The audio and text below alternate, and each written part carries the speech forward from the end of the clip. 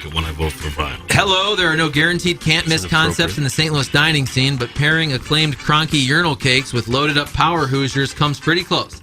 Hot Shots is really two concepts in one dazzling space. A circular bar filled with hot takes and ciggies inspired by Fenton North's gym teacher Joshua.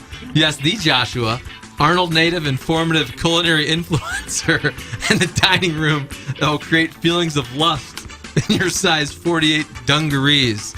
The two concepts overlap happily rather than fuse together, as a loaded tater tot relaxes in a bath of fennel-braised duck fat inspired by the waistlines of the Bush 400 level patrons, and a chicken wing basket that simmers in a glaze of pork jus and inner thigh shrubs. Oh, no. In homage to head chef girthy Bernard Dixon's upbringing.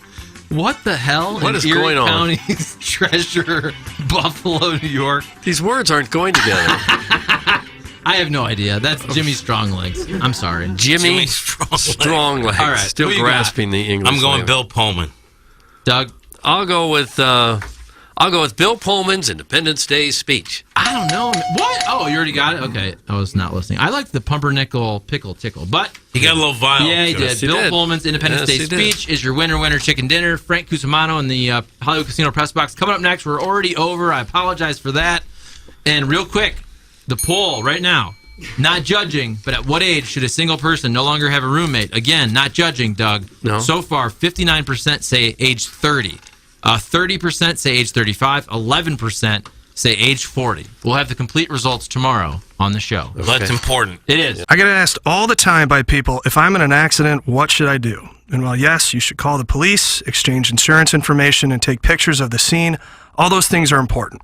But the most important thing you need to do is hire a personal injury lawyer. This is Doug Biggs from Longo Biggs Injury Law. And if you've been hurt by someone else's negligence, don't take on the insurance company yourself. Insurance companies have teams of people and a playbook designed to keep you running in circles so they can pay you as little money as possible for your accident claim. If you don't have a lawyer, they know you can't bring your claim to court, and they will never give you full value. We recently took an offer from an insurance company without a lawyer on the case from $12,000 to $200,000. You can't get that kind of result without an attorney on your case. Even if you don't hire us, you need to hire a personal injury attorney. Check us out online at longobigs.com. Hey, this is Tim McKernan, and I am here with James Carlton, who also happens to be my insurance agent. And I am telling you firsthand that your staff is on top of it right away. Is there a team in St. Louis that cares more about their clients? And I'll double down that there's not. What we do on a daily basis is coach and educate our customers on available discounts and the appropriate coverage to match their needs. I can tell you firsthand the best, and I'm so happy I made the switch. And when you switch, they do all the paperwork for you. It's James Carlton, 314-961-4800, or go online at carltoninsurance.net. When we think of a real estate agent, we think of somebody simply selling our home or finding us a new one. I mean, they're all the same, right? Okay, here's the comps. We'll take some pics, we'll post them, and I'll get back to you, okay? A home is life-changing, and your real estate agent should reflect that. Honesty, integrity, and someone who will go above and beyond to make your dreams come true. The Jeff Lotman Group with Compass Realty. We're different because you're different. We want what you want. Experience the difference today at jefflotman.com, bringing people and properties together. Hey, this is Tim McKernan, and I am here with Seth Goldcamp of Design Air Heating and Cooling, and I have been a long-time Design Air client. What separates you guys from everybody else? It's becoming more common for companies to just get their foot in the door. They try to come up with different ways to upsell. They try to see how much they can make off of a customer as opposed to, hey, we're in there to do a service. We're going to do it well. We're going to do it for a fair price. I don't know how many emails I have received from our listeners who experience the incredible customer service Design Air Heating and Cooling provides. It's Design Air Heating and Cooling, online at designairservice.com. Biggie's Restaurant and Bar has been a staple of the community for over 30 years and is serving your favorites like the steak sandwich, waffle fries, and so much more. It's not just the food that's rocking. With a full bar and patio, Biggie's is the perfect spot for lunch, dinner, and a little laughter. Biggie's original hours are back. Open 11 a.m. till midnight, Wednesday, Thursday, and Sunday. And 11 a.m. till 1 a.m. on Friday and Saturday. Check out the full menu at biggiesrestaurant.com and stop in today. Temperatures are finally warming up here in St. Louis, and while that means more fun in the sun, it could also spell disaster for your lawn. Rain equals spring weeds, and now is the best time to get ahead of it. Green Envy has been here in St. Louis for more than a decade, servicing and treating lawns just like they would their very own. Crabgrass can lay dormant for years until the conditions are right, and the massive amounts of moisture we've had is sure to wake up even the oldest crabgrass seeds. Green Envy only uses products that have been formulated for Missouri soil, weather conditions, and turf types, not national generic products that are insufficient and ineffective. Let the experts at Green Envy help you choose the best treatment program for your lawn this season. Phone lines are open 12 hours a day, Monday through Friday, and Saturday 9 to 1 to take your calls and answer questions. Call Green Envy today at 636-757-1600 or visit greenenvylawns.com and make your lawn the envy of the neighborhood. Live from the Michelob Ultra Studios, KPNT-FM HD2, Collinsville, St. Louis. This is TMA All Day. Rise and shine, St. Louis. It's the Brown and Crouppen Morning After on KPNT-FM HD2, Collinsville, St. Louis. At the Morning After STL on YouTube and on TMASTL.com with Tim McKernan, Doug Vaughn, Iggy Strode, The Plowboy, and Action Jackson. 7:07 in St. Louis, you are listening to TMA, presented to you by Brown and Crouppen. Timothy Michael McKernan, Douglas Sullivan Vaughn. Michael Wellington is in studio. Doug, can you see him over there? I saw him sitting Iggy's over there. but you can't see him. He's Barely off camera and he's below. He's in a lounge chair. He's below the grid. And the sad thing is he's in kind of the dual mic, so if you wanted to move that mic basically on your mouth, Iggy, make sure to do that as well. He's so low to the ground. It's hilarious. It's like a dog. You can't see him. It's like I'm walking my dog. Well, the only chairs we have are the conference room chairs. How do those work? Comfortable. Yeah. I'm down there in Tim Van Gelder range. Tim Van Gelder range. Well, he used to do the show, the lounge chair. He'd bring in the studio and he'd be just laying back on the floor. The kitchen chairs are tall. I mean, they're not comfortable. But they're way up here. Yeah. I'm fine. Well, I hope we can settle in and get through it. See me anyway. Let's see. They're active in the YouTube chat, Doug. The old hipster was waiting for us. Is that the hipster at Tower Grove South? I don't know. It could be. Denim golfer. Carl Pelker and Jake Reynolds all saying, good morning. You're welcome to participate in the YouTube chat as we talk it over here in the Munganess St. Louis Acura Munganess Burkhardt 7 o'clock hour. Michael, welcome in. You have not been in the new studio next to the Pissa. I think I have been in here one time. Oh, is that right? I believe so. Yeah, we did a sound story. Correct. We did a sound story. Ah, yes. And I think there was another day when maybe Doug was away in the Hamptons, and I came in and joined. But happy Masters Week to everybody. Happy Masters Week to you and yours. You even wore your green. Exactly. What do you got going on? The thing, right? Me too. Forest Creek. You got it on there? Look at More forest. Iggy's got a shade of green on over there. He does indeed. My word. But I think Me and you Michael... are out. Jackson, we can't see you. Jackson's off cam. Iggy's kind of off cam. I guess Iggy, unless you're in the background on the Plowhawk shot. Oh, yeah, you can see Iggy down there in the lower left-hand corner. Yeah, you can. Sick. Damn it. I'm going to move then. Jackson, what's going on? I'm not wearing any green. Jackson's not wearing What are you wearing? Trouser. Oh, how tight. Tight enough. You sound so tall this morning. And You want to come find out? Live. No. You know where my studio is. Okay. Come pay me a visit. All right. That's hot. Super hot.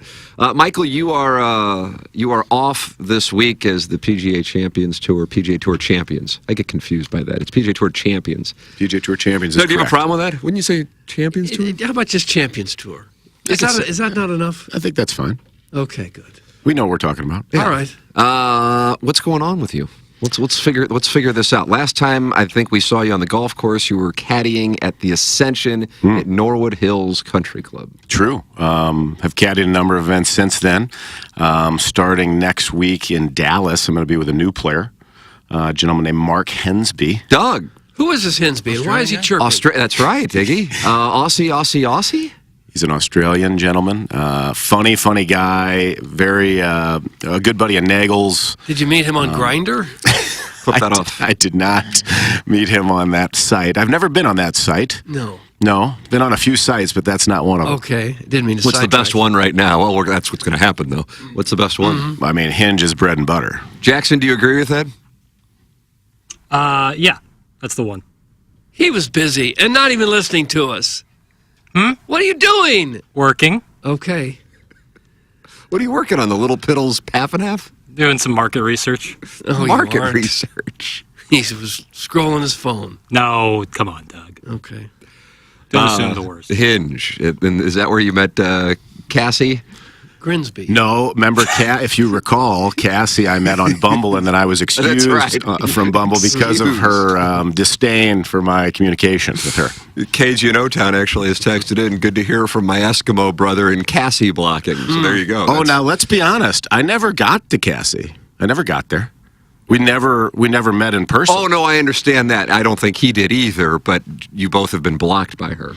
Oh, I didn't know he had been. Yeah. Oh, No, I wasn't blocked by her. She just somehow got me suspended from Bumble. I checked the Bumble recently. I can go back on. Oh, you're back. Yeah. So it was like a 2 days time thing. Watch your behavior. You have to. It was like a penalty box situation. What exactly did you do that got you ousted? I guess she didn't like, some of the ideas I had. We had talked about meeting up in Atlanta, and then she tried to, I donated to her charitable organization, and then I guess I, didn't do it in the right fashion, and then she actually sent the money back to me. It was just a bizarre situation. Then I learned this morning from the Plowhawk that she's taken all of her music off the internet. Yeah, we're not happy about it. Is that really Steadfast true? Eyes is no longer available whenever you want it. 12 followers are pissed. It's definitely. No. What a shame. Yeah, so that's a loss. So with the Masters this week, you guys are not playing, and you head to Dallas next week.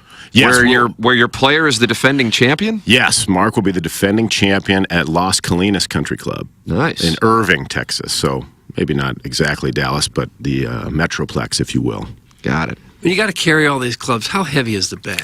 Well, I will say this move has gotten me a much heavier bag, in the sense that he likes the staff bag. He's got all the stuff, so it's going to be an extra 15 pounds. I would think 10 to 15 pounds. So the whole thing weighs how much? 45, 40, 45. You carry it on one shoulder or both shoulders? I like to go old school, left shoulder. I don't like the double strap. I like to go old school, for sure. Long about the 16th, 17th hole, do you ever say, carry these clubs yourself? That's probably not a good idea, Doug. Now, hold on. Can I say heavy, something? Doesn't it? Yeah, of course it does. But, hopefully you're doing well and there's some adrenaline. I want to say this in the most heterosexual manner possible. Ooh, I like that. I have not seen Doug in a long time in person. Mm-hmm. You look 20 years younger with this hair. Oh, really? It's true. Isn't it unbelievable what's going on? I've heard you guys talk about it, but I don't ever watch on the cameras, but man, it's just phenomenal. I'm the mayor of Toughtown. Look at that. He's got a sash, Michael. Yes, presented to me for the follicles that I've grown. This company you, St. Louis Hair is Restoration. legitimate. I am telling you, it's an FUE procedure. Might as well weave into the St. Louis Hair Restoration read right now. But Joe Buck, for example, we were BSing about this a few weeks ago. The FUE thing, I don't know exactly what they do. All I know is, because I looked into it, they used to take flesh. That's FUT. Right.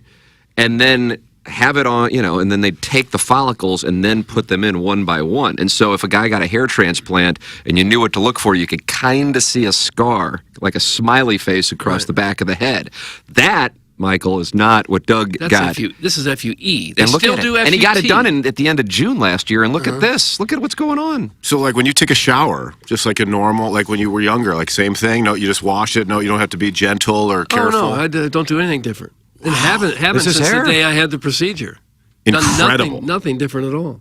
I mean, I'm impressed. You got to wear a baseball hat for a period of a month or two because they shave your head, to get to the new hair that they're going to transplant. Okay. So you look kind of weird with a shaved head for a while. You take a shot? Sounds like you're taking a shot. Well, half of it's shaved and half of it wasn't. That's what looked weird. Like a Gumby cut. Yeah. So, you just wear a baseball hat for a couple months and then it all grows out and then you're fine.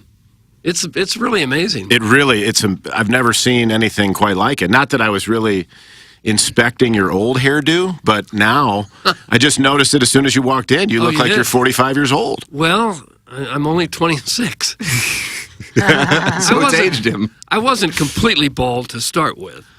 So, I was thin in front, but I was never completely bald. But you were never bald up here. I'm Not thin really, at the crown. I'm a little bit thin in the crown, too. Did they put any tufts in there, boy? No. Maybe I'll have that done later. Nice. There's a little buzz about me getting the procedure. There's a little buzz in the gallery. Do it for Tim. It makes sense you'd look into it after seeing this kind that's of what result. I'm saying. And then Jackson's doing something. He wears a helmet or something. But don't you find it easy to go with the Bruce Willis look?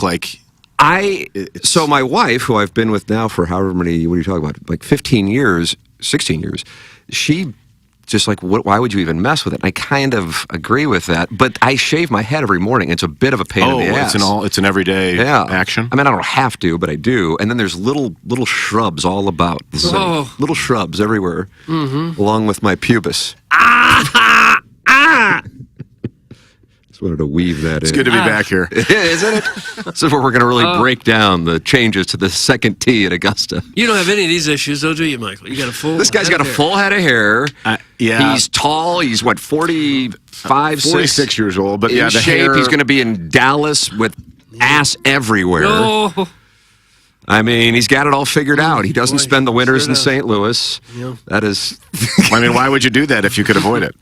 Well, you know what I mean? A lot of people who represent me ask that question. You just go country club to country club for golf tournaments? That's how you spend your winter? I mean, some of them are public facilities, but, Golf courses.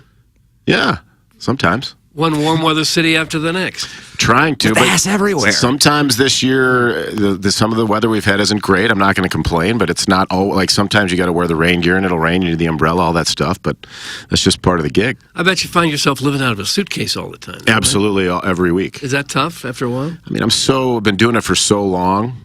Even before I caddied, when I played the smaller tour stuff, just always in the car and the duffel bag or the backpack. How big is a suitcase? There's a couple suitcases. Oh, okay. A few duffel bags. First term with Hensby? It'll be this one next week in Irving. I forget doing the first 3 or 4 weeks of the year. Nothing. I was with Timmy O'Neill still with O'Neill for the beginning of the year? I was for the first 5 events of the year. Yeah, and then obviously all last year. You'll be in Irving, California next week. Texas. Oh, because I'm going to be in Irving, California. What are you doing there? Visiting my sister. Oh, she's out in Anaheim area. But you had a hockey tournament. With that too. Oh, okay. Yeah. With the great Nick Vaughn. And did Nick get another foul ball last night? Yes. How about this, Michael? He gets one every time we go. Did you just beg again? No. Beg. We were right down there along the left field line, and Trey Turner hit a line drive that if we'd had a glove, we could have caught it, but it hit the railing and bounced over to Brendan Donovan. He threw it up in the crowd, and we got it. So he begged again for. We didn't beg. He just threw it to him. It's not a foul ball. Does he have a knack for obtaining foul balls? Well, he does. On begs Saturday? a lot. He has a glove, and he's always waving. Oh, okay. And they see him, and they throw him the ball. But he had one on over the weekend, right? Saturday, he got one too. Yeah. Must be nice to have the primo seats right by the Oh, here we go. Welcome to unrelatability. Were those seats the station seats? No, we just wandered down there. There wasn't that many people there last night. HD2 station. We have to bank 10 seats for the guys in the Pisserk studio. I got the station seats last night, 138. You were in the seats? I didn't go. I had a friend that asked, and I had asked for tickets. She wanted to go, and I feel bad. She couldn't go. Oh, Doug, it was a lady. Not to mention her hot body that looks hot in a bikini. They reached out yesterday because I had asked for them, and they said they're all gone. And then Teresa reached out yesterday and said, Kenny, they're available if you want them. So, yeah, she took her 2 kids. She had a great time. But I must be blind because Doug posted his picture, and all I saw was the railing. I didn't look at anything else. I said, oh, the green seats. I don't even know who you are anymore. And somebody said, that's the outfield, idiot. And I looked at the seat again. It wasn't the outfield. Yeah, it was. They even haze your balls on social media? Not the fan page? Oh, you can't even get away from that. It was beer cats, so same thing. Oh. I deleted my post. We started in that new 703 section last night. It was that radio people night that they have every year. That 703 section is really cool. What is the 703 section? It's all inclusive. It's in left field, just below Big Mac Land. Yeah. I guess it used to be the Bow Tie Bar. Nice. Now it's an indoor, all-inclusive, all-you-can-eat, all-you-can-drink area with seats and bars and food. And Yep, they took the $5 beer cans away from us poors. well, there's still plenty of $5 seats. It's just not there. I think that's where they had the non-sports people luncheon yesterday. Hold on a second. What's this called? It was called the non-sports people luncheon? There's plenty of sports people there. Were there? Yes, there were. They need to call it that, though. The non-sports people luncheon. Explain to me what this is. It's absolutely inaccurate what he just said. Clip that off. I saw many people from 101 there. Randy Carricker was there. A lot of the 101 guys were there. A lot of Hubbard people were there. There's radio people from all over town. They do this once a year. Yeah, they do it every year. But to me, it's for people that don't get to go to the ballpark and cover the team or see the team or know anything about the team.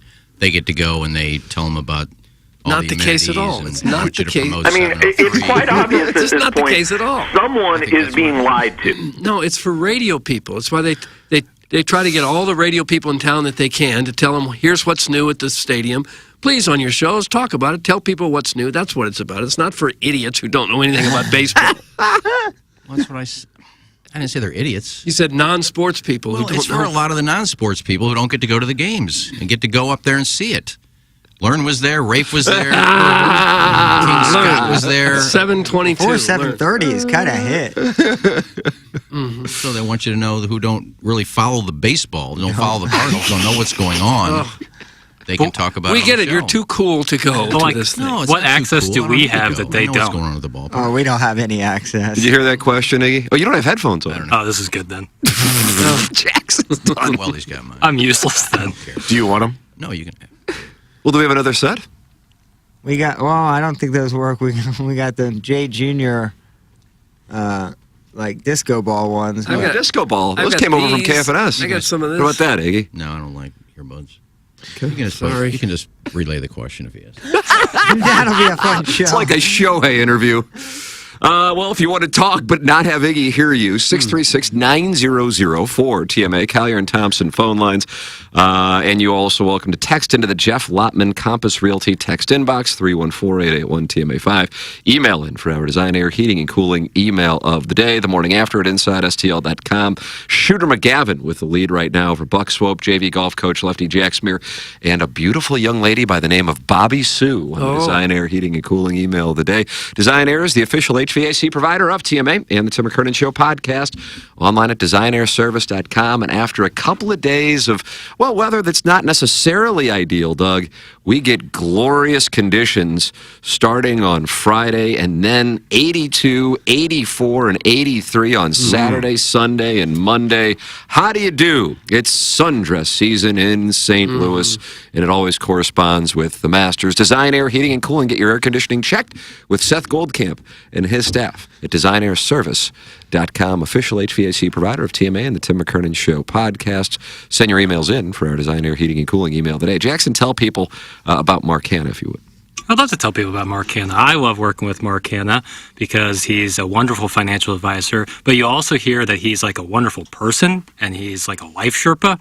And that's someone you want in your corner. He'll learn about you, the individual, build out a custom plan for you, walk you through all the steps, tell you about where your money's going to be going, and get you into the habit of savings. And then if you have to change up your plan down the road, because we all know life is willing to throw a curveball at you, you can get on the phone with Mark Hanna. You're going to feel better getting off the phone than when you got on the phone. To me, that's worth everything. I love working with Mark Hanna.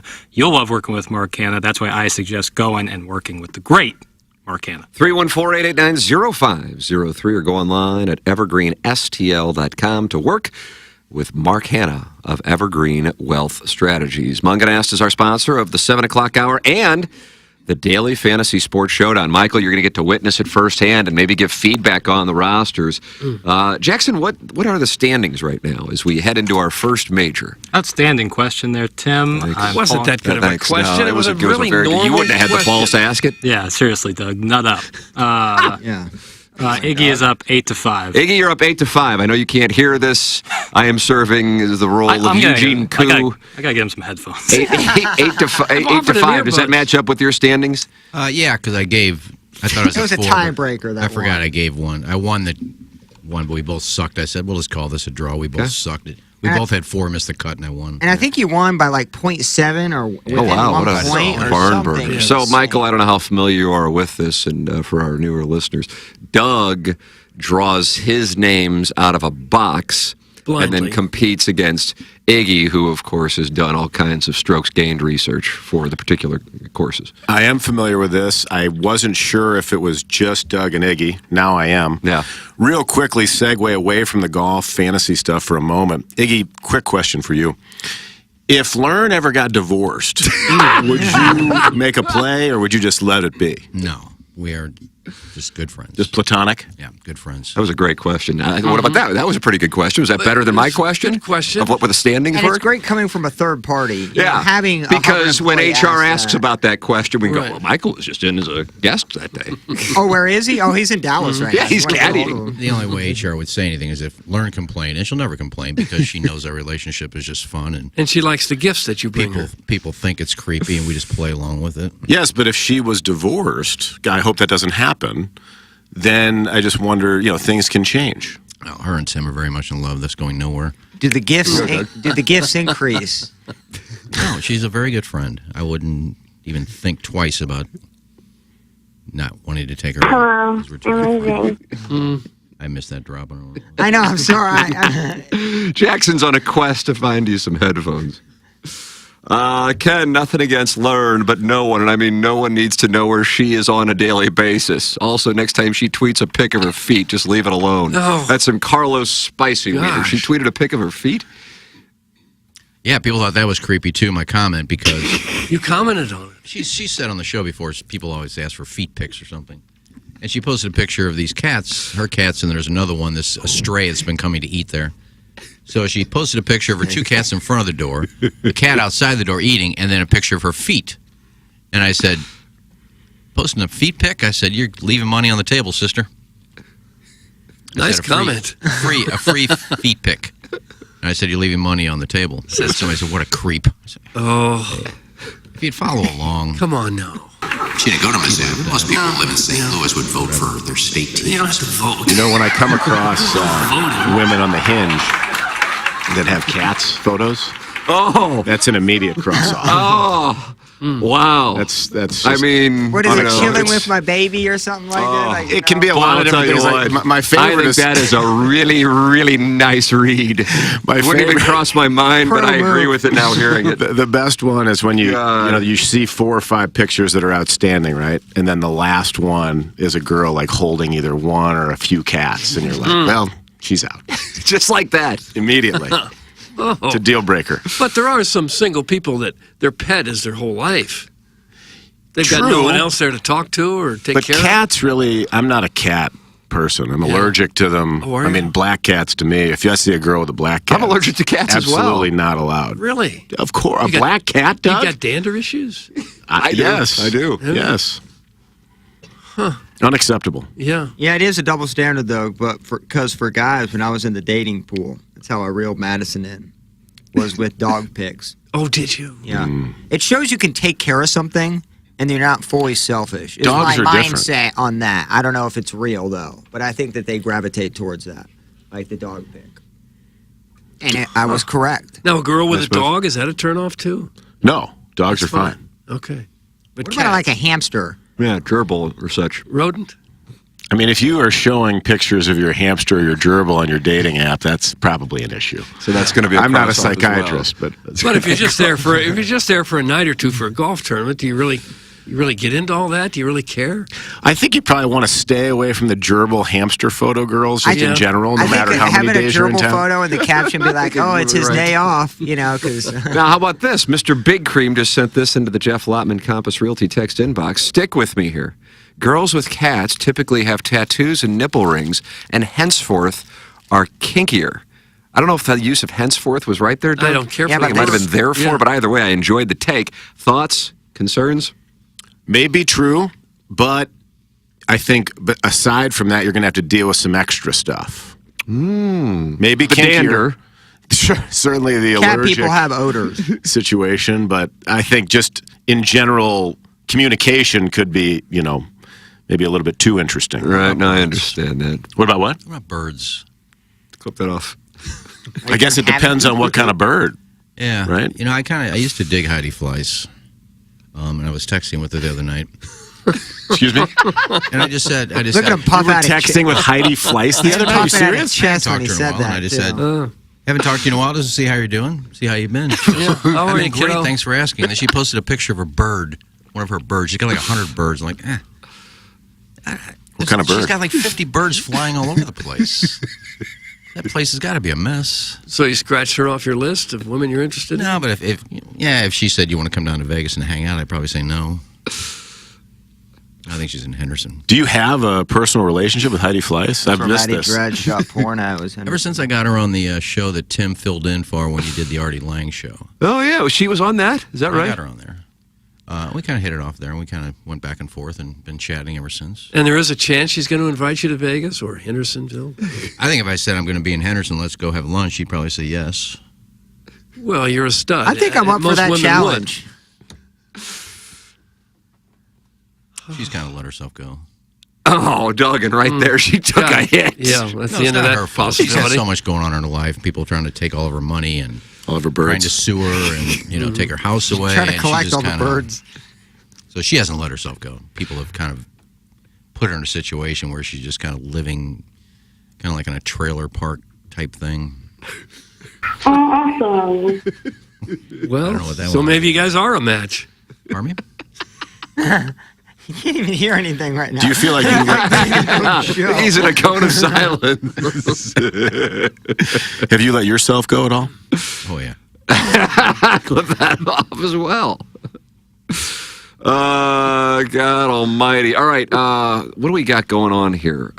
This is interesting. I don't know if you can confirm it or not. Tim, I think Wellington is wearing my shirt. This is such a hot cuck. That's from the recovering alcoholic from Belleville and Webster Groves, insinuating that you were over at his home with his wife, and then you took his shirt to come in and do the show. Is that accurate, Doug? It's the recovering Could have alcoholic. happened, I guess. I can neither confirm nor deny that. Wow. Now that's hot. That's very, very hot. I got to thank the recovering alcoholic, too. I thanked Design Air a couple weeks ago. They donated to the Mega Meyer Foundation Trivia Night. And the Illinois Recovery Center also donated to the Trivia Night. So thank you to the recovering alcoholic. Nice. Great man. There are a lot of Wonderful gentleman. a lot of philanthropists that listen to this show that really help out the cause. You can't swing a dead cat without hitting a philanthropist around It's a hard here. one to say. I thought I was going to mess that one up when it was coming out of my mouth. But We got more coming in from the recovering alcoholic. Tim, this is a serious text. Did you and Wellington see my text in our group chat with my wife? If the three of you are going to use all the toys and plugs, fine, great. But why do I always have to clean them? That's the recovering alcoholic. Boy, this is... He's a man for others. He is. Jesuit all day. Mr. Licks has been kind of a burr in your saddle when you come in. Am I correct? He's an interesting fellow. He and Iggy don't get along, but he's in an alliance, I think, with KG and O-Town. It's tough to keep track of who's at war and who's not. It is. Whoever hates me. That's who Mr. Licks is? No, that's who KG's in O-Town. Oh, is that right?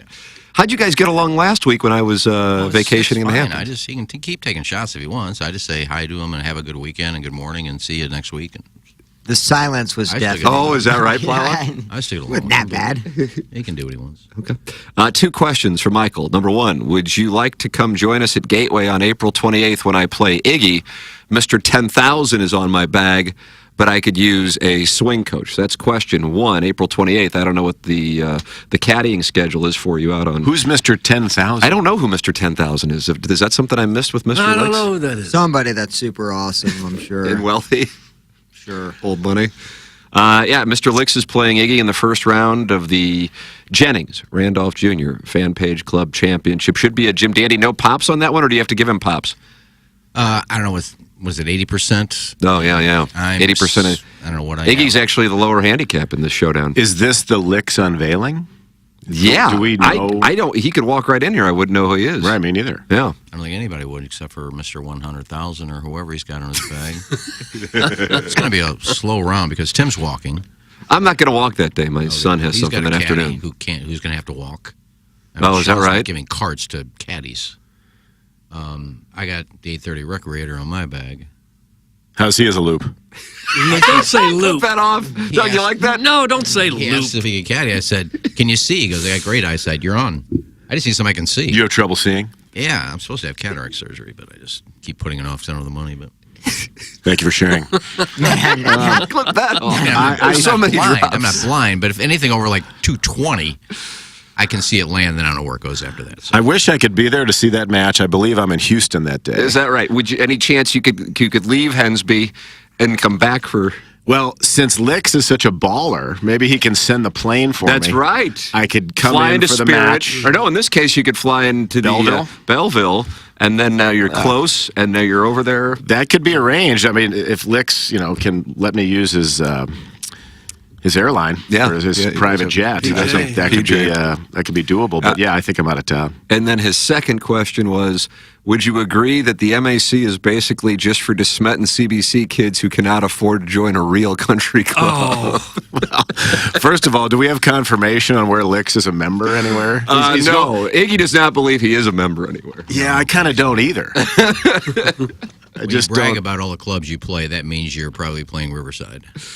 Nothing against Riverside, but it's that's where Plowsy and I played, Riverside. I said nothing against Riverside, but it's not a country club. Gosh, I feel like my club came under attack. Did a little bit. I think there's about to get a yearly membership there now. There's plenty of guys who went to Priory that go to the MAC too. Is that right? Yeah, Mr. Licks, therefore, that's bad information. Hey, Ken, didn't you just get $1,000 from the Simp listeners for your DNA swab, yet you don't have the money for cataract surgery? That's some big tuft. Yeah, I can afford it. How much is it? My insurance will cover most of it. Well, there you go. It's only like a 15-minute procedure. Well, that doesn't necessarily speak to the cost. What is the cost? No, but the fact is that it's not really bothering me right now. Except that you Dr. can't Biondo see. said eventually, like 6 months to a year down the road, you ought to check in. You'll be amazed at how clear your vision is going to be with cataract surgery. But it's not like I'm Stevie Wonder, Mr. Magoo. Find out where I'm going. I can see, but Warson Woods Wacko says Licks is full of crap. Don't buy into it, Michael. He will not show. Can we get a Licks Wacko match? Boy, the people would I'll love host to it see at Bogey Hills. Wow, there you go. Now we got a venue. Yeah. I'll be happy to. That would be amazing. Mr. Licks, I think he's like a 22 or 3 index. So Iggy is going to be the favorite on. I mean, theoretically, of course, it's handicap, so right. There really should nobody's be ever favorites. seen him play. I mean, you know what I shoot. We don't know because we don't play with you. He says he's a 22 or 23. Oh, you think this is a sandbag session? Well, I mean, it could be. We don't know. I've never seen him. If he goes and stripes one a little right to left over the bunker to about 110 yards, then yeah, that's not a 22. Little baby draw at Gateway. I look forward to the unmasking. You would come in from Houston. Nobody knows who he is, right? No. I mean, KG and O-Town might know who he is. I guess it's possible. He knows who he is. Oh, is that right? Yeah. Never met the man. Wouldn't know him if he walked in here. Right? I don't know his name because somebody's posted his handicap. I guess KG, who's got the handicaps. But didn't he post, maybe when you were out of town, he posted his, or somebody, I think he did, on the text inbox, he posted his handicap. So you'd have to have his name unless he scratched it out. Probably says Licks. Yeah, probably just says Licks. I doubt it. Okay. A question for Wellington. Like a fish out of water, I was searching for some sense of meaning last night, so I decided to send an unsolicited text to Heidi Fleiss. I really dig her. She's let herself go and lives in a trailer now. Your thoughts? That's from Gus Grundlehort. Tilly is out helping Mr. Licks fix his chain link fence in Hazelwood this morning. She's a philanthropist. That's Gus Grundlehort with a question. The only thing I really remember about her is that, didn't she date Tom Sizemore? I think she did. That's a very obscure reference, but correct, I believe. Because he was so great, like in Heat, right, at that time. I believe that he was trending, and he was in Saving Private Ryan, and then he had a fall off. I thought he was great. Well, he was a delight. I think he actually was in a Vivid video. Doug, wasn't he in a Vivid? I don't know. Didn't he get shot in the bum and Saving Private Ryan? Might have. Correct. Well, No, I misspoke. I used the wrong term when I said she let herself go. Her life has kind of gone in the opposite of where she used to be. I mean, she used to have millions. She was the Hollywood madam. She had, top-notch celebrities at her beck and call. Was she actually a hooker, or was she? Yeah, she was. Then she became a madam. You kind of graduate to madam. Right. Yeah, it's like AAA. I mean, she was making millions and millions and millions of dollars. So she doesn't have that lifestyle anymore. So she didn't let herself go. I shouldn't use that term. Just kind of fell in hard times, and the government got her. Taxes, damn it. Not before she could buy all those birds, though. Well, she inherited them. She was... you can just open the window. How do you and know let the that? birds in. Seriously, how do you know that? I said I've kept in touch with her for many years. And her estate counsel. She was living with an older lady who was kind of an invalid, couldn't get out of bed, and didn't do a lot. And she had all these birds. Lesbian? No. Oh. And she was just helping her out because she's a nice person. And this lady passed away and left her all of her birds. Nice. So she says, I can't just throw them away or let them fly. She goes, I've been taking care of them. And then she's added to it. And some of those parrots live like 50 or 60 years, don't they? 70? Yeah, I can't commit. Live a long time. I can't commit. There's a documentary on Netflix somewhere about her, if it's still up there, just about what happened to her and how she's living now and things like that. Government got her. I think you like that phrase? I think that's the title of the documentary. You get caught in a sting as a prostitute and a madam, and you didn't get Eyes are on money. you. You didn't. Now, in her defense, and I'll give her credit, she could have made millions with a book and outed all these people, and she didn't do that. She said, "I'm not gonna name names." What integrity? Amen. I would have. Not hard to believe. We are in the Munganess St. Louis Acura, Munganess Burkhardt Alton Toyota, 7 o'clock hour. Michael Wellington in today. And you're going to be in tomorrow, is that correct? Yes, sir. And then you're heading out just to vacation in the Hamptons? I'm going to go to Nashville for a couple days before I go to Dallas. Oh, Doug. Watch it's the time to falling- bang some bachelorette parties. Watch the falling bar stools. You heard what happened there with Morgan Wallen?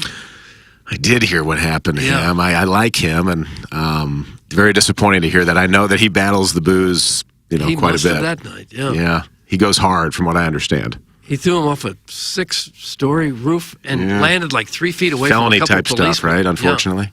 I'm not aware of this story, I have to be Yeah, honest. Is this a it's- recent thing? yeah, or it happened just a last couple night or days something ago. like He was that? at Is that Eric right? Church's bar, Yeah. and I guess on the top balcony. And, Was it in Nashville? Yeah, and yeah, I threw know he a lives there. bar stool off the roof, and it landed like 3 feet away from a couple policemen that were standing there on the sidewalk. Oh, boy. Is he just drunk? Clearly, yeah. Yeah.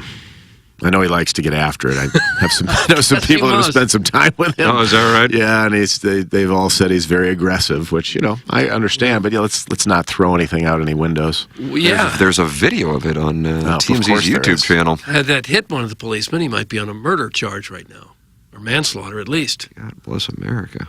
Oh, there goes the chair. You gonna say it slipped? He did not. Not a good look. You No, can see the chair shooting off the building. You get the world by the it's tail. just going to sell him more albums. Things like this. Like he's the bad boy of country music. He really is. Yeah. Country music needed a bad boy. I guess. I don't know who else it would be. I don't think there's anybody close. No.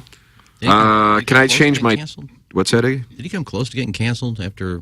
Yeah. I guess somebody had some racist comments he made or used the N-word. That was like 5-6 years ago, I think. It was. Yeah, and then he started selling more albums. I don't know. Yeah, he did sell more albums. Can I change my text inbox name to Government Got Her instead of Management? DBA, my dreams are bisexual / Viking cheerleaders / no, you can't have a mother if you're not married / HD2 equals no aux.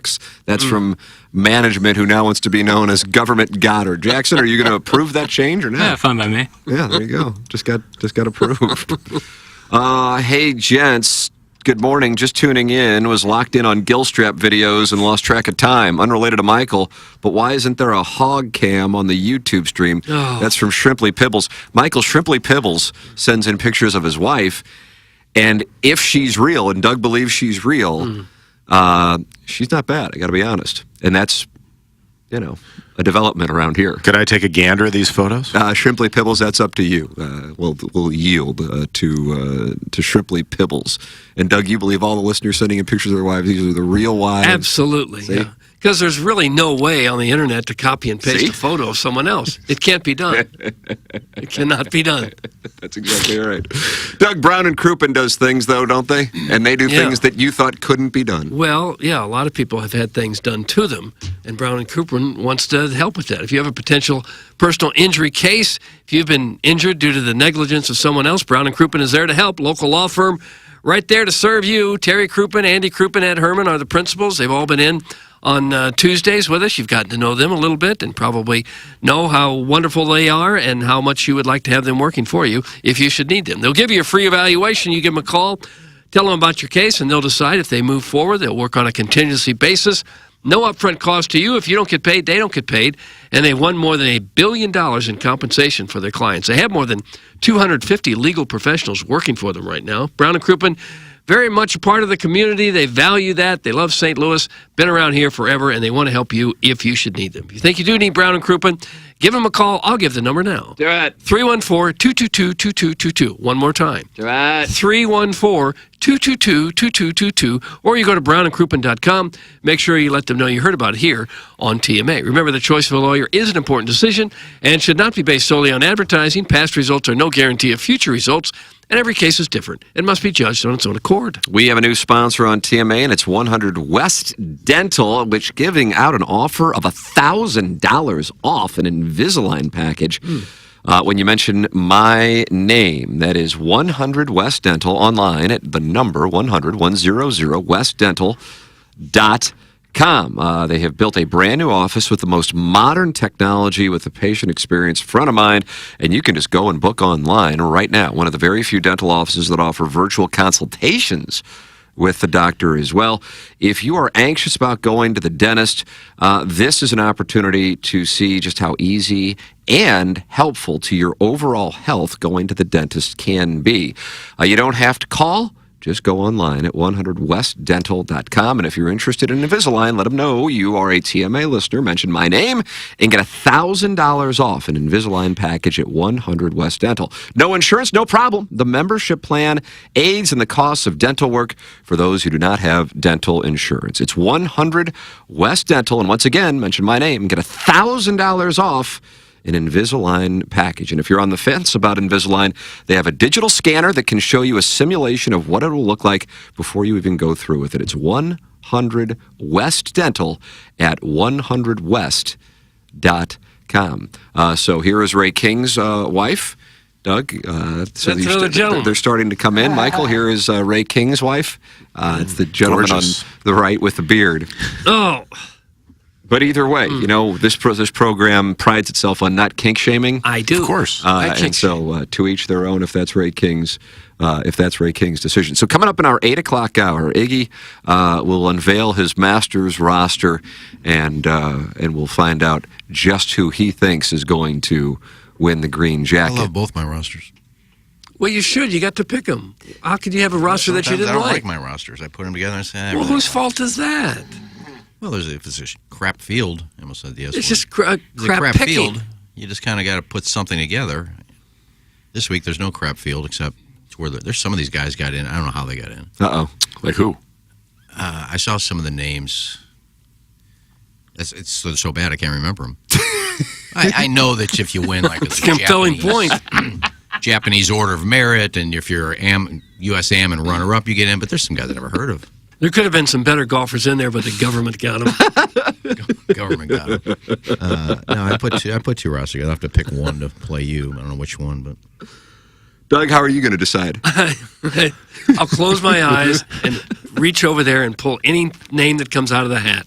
That's what I've always done, and usually win about half the time. I went back and forth on P. Reed. I mean, he just plays so well at Augusta. He does have a jacket. But I just don't know if, playing the Live Tour, 54 holes, and they're just out there dicking around. They don't care. You don't think they care? No. Oh, come on. They're all making money. They don't care. You don't think they like beating each other for the $4 million first prize? Well, if they have a shot, if they're like, 5 strokes back the final round, they don't care. Every time they play, they care. Don't you care every time you play, pretty much? Every time you go out, you want to play your best. You don't? I'm out there to have fun. If he cared, he'd have that cataract surgery. Good point. Does it affect your driving? You saw me pump a 240. No. Driving a car. You like the Doug? It was a hurricane wind. No. Let me pump it. It was 240. It was in my back. Yeah. No, driving, no. Are you suggesting that some of these guys that are in the Masters aren't qualified? No. I'm just saying, leading up to the Masters, have they got enough work in? They played Miami last week. You said that some of the guys you don't recognize their names. You know what I mean? Like, I don't mean the guys they're playing They live. have no shot at winning or even making a cut, but that's Augusta. They can do what they want. Exactly. The Order of Merit in Japan gets in, and the runner-up in the Australasian Amateur gets in. And Joaquin Niemann got in, who could win this thing. He got in by winning the Australian Open. Do you think he should have gotten in? If that's one of their criteria, that if you win the Australian Open, we're putting you in, and that's how he got in. But there's a lot of guys that deserve to be in because they're on LIV and they can't get in. That's why I think they need to do something with the World Golf Rankings. It's, LIV is their own beast. They dug their own grave. They knew they weren't going to get world ranking points, and that's going to, unless like Rahm's good for 5 years, Cam Smith is good for another 4 years. Guys like that, they're going to play in all the majors. But there's guys that should be playing. I think Taylor Gooch should be playing. But then they can put whoever they want in. Doug, do you think Taylor Gooch should be? I don't know or care, really. I like to see the best players playing the majors, and that's what You're some a of the LIV purist. golfers. I would agree with that. You certainly want the best players there. Yeah, and with LIV, you're not going to get all the best players because they jump ship, and that's what they get. But there are some guys that have no shot at winning and no shot at making a cut, but they're in there. Charles Cootie will go shoot his 75-80, and he'll be done. He's not playing, is he? That's enough now. He's not Cootie's playing? There's no way. No. He's like 85. Sandy Lyle will play. Sandy Lyle. Ken Venturi has a shot. Sandy Lyle will put on a suspender. Sandy Lyle's not playing either. Yeah, that was his last year, Sandy right? Lyle That was wasn't a playing? farewell tour. He's not in there. All right. Maybe Ray Floyd will go out there at 90 and play. He's not playing. I mean, Charles Cootie's grandsons are playing on the tour. I know. Well, Gus Stevens said, comes a time, we'll tell you when it's time to quit, because some of those guys were still out there hacking around, and they said, I know we said you got a lifetime exemption in the Masters, but if we see you shoot 92, we're going to ask you to not play anymore. I hope Freddie plays okay this week. Couples is probably the oldest guy playing. Looking at I don't know what Olafable is. They're very similar in age, I would think. Yeah. Mid to late 60s? Freddie's 64. Olafabo's probably a little bit younger than that. And you caddied in a pairing with him recently, right? With Freddie? Yeah. Last summer. How about that? What was that experience like? That was cool. How'd that swing look? It looks like butter, like it does on TV, like you've all seen. It was interesting. One of the things he did that was very unique, right before he pulls the club away, he takes a big breath in, and then as he pulls the club away, he blows the big breath out, and he just blows out while he's swinging the club. He's got a blowhole? Yeah, Does he walk? Yeah, he walks. Well, you know what? No, he takes the cart sometimes. Sometimes he walks, sometimes he takes the cart. So would it be nice if Hensby wanted a cart, you just drive a Well, cart? that's why I got the job, because his old caddy took a cart and got penalized for not having the right amount of clubs. He had extra clubs in the basket of the cart. I would never take a cart. What the hell? I don't think you should be able to Sounds take a like cart as a Normandy. caddy. Drive That's just my personal opinion. So how does this taking this breath out, how does that help? Well, I don't know if it helps or hurts, but I just know that it kind of helps you understand why he's so smooth, right? So if you take a big breath in while you're standing over it, and then as soon as the club goes away, you start push that big breath out, and he just does that the whole time he's swinging. So I guess it takes away a lot of thoughts. It was unreal because I was standing for most of the tee shots as close as you and I are right here, and you could hear him doing it, right? But my whole life I followed the guy, and I never knew that until you got up really close to him. Yeah, it looks like he's swinging effortlessly. Yeah, I mean, it's like he's not even trying. Right. But it still goes out there like 290 in the air. Is that right? Oh, yeah. God almighty. He can still move it. Are there any other guys out there like Daly who don't really care? Daly definitely does not care. We were with Daly in Morocco this year, and it was quite an experience. He was super cool, fun to be around, funny, but just does not really seem to be totally engaged. Yeah, I mean, he doesn't really he hits a few wedges, a few putts. He goes to the range 5 minutes before his tee time. He shows up and, usually finishes toward the bottom. If not, I think last week, 2 weeks ago, he finished last. He gets an automatic paycheck. He goes out there, probably does some events, but is there anybody else that's like that, just going out there to get a paycheck? Nobody like him, man. And I mean, he's there and he's getting the paycheck for that. And then sometimes I think he's also probably getting some appearance money, depending upon the tournament or the venue or maybe there's he seems to be locked in with a lot of the casinos. Like if we play in a place where there's a casino, he's always there. And he likes those $100 and $500 slot machines. But I mean, couldn't have been cooler. I mean, awesome. But it looks like, and also too, he's getting up there and he's not in the best shape, and you could tell that like the ball striking is it's just not what it was. Still good for the game. Yeah, I mean he's a huge draw. People love him. I mean he looks very Santa Claus-ish right now with his appearance, but fun dude to be honest. Yeah. It's impossible not to root for him when he's out there playing. Yeah, I mean, he hit some amazing shots that mostly short game shots that you don't, you think of him as hitting it just really far, right? But his bunker game was really awesome and hit some really cool short-sided short game shots and putted okay. But yeah, he's just not totally, I think, locked in like he was when he was younger. It's amazing that on Fairways and Greens back in the day with me, Jay, and Jeff, we would get a lot of PGA players, but we get like the run-of-the-mill players. We wouldn't get the top. We did get Tiger once, but we didn't get the top echelon players. So we're getting, and now it's funny to see all these guys that we talked to that were mediocre on the PGA Tour are now exempt onto the Champions Tour, like Bob Estes, Tim Petrovic, Billy Andre, guys like that. See all those guys every week, yeah. Yeah. I mean, you never know who's going to start playing well when they turn 50. Like, you look at that Stephen Alker, right? Like, he was playing the Korn Ferry basically until he turned 50, and now he's the best player out there. I mean, maybe him and Stricker are tied for the best player, but he's leading the money list, and I watched him hit balls at our last tournament for like 30 minutes because I'm kind of friendly with his caddy. And, I mean, this guy, I can see why he's so good. He just hits it straight, like, at the target every single time. So it's like, you hit it that straight, you're never going to get in trouble. He, because he's not on camera, people may not be able to see. He enjoyed it at libation after you said that. That's why the pause. Gotta stay hydrated. Amen. That's Mike Radio. Just tuned in and immediately reached climax hearing Wellington's voice. Okay. That's from Jackson's lone wispy pube. Do you have that effect on gentlemen that they experience premature? I really hope not. But I understand. Doug has that. And now with the hair, I mean, it's a whole nother level of it. And Jackson's off the market, huh? Jackson's a man in love.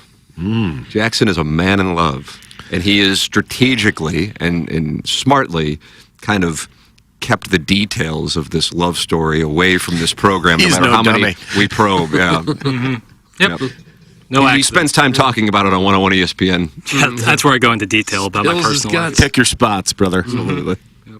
Yeah, man in love. I mean, man in love. This guy is going to be married at the latest at 29.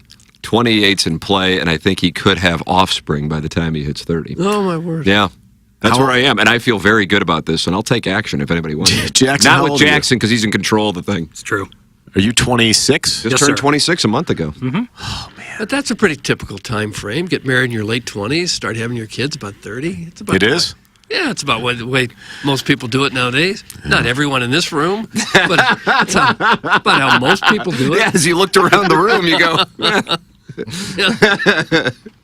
Yeah, usually you feel like whoever you're dating seriously in your mid-20s, that's who you wind up marrying. Michael, I know you're a passionate advocate of marriage. It's just not my thing, per se. But, I think Jackson is a very smart young man. I think he's got his head on squarely. And, I'm curious to see how it works out. Thanks, Michael. It's very kind of you. Of course. Mm-hmm. Very much appreciated. Yeah, life's good.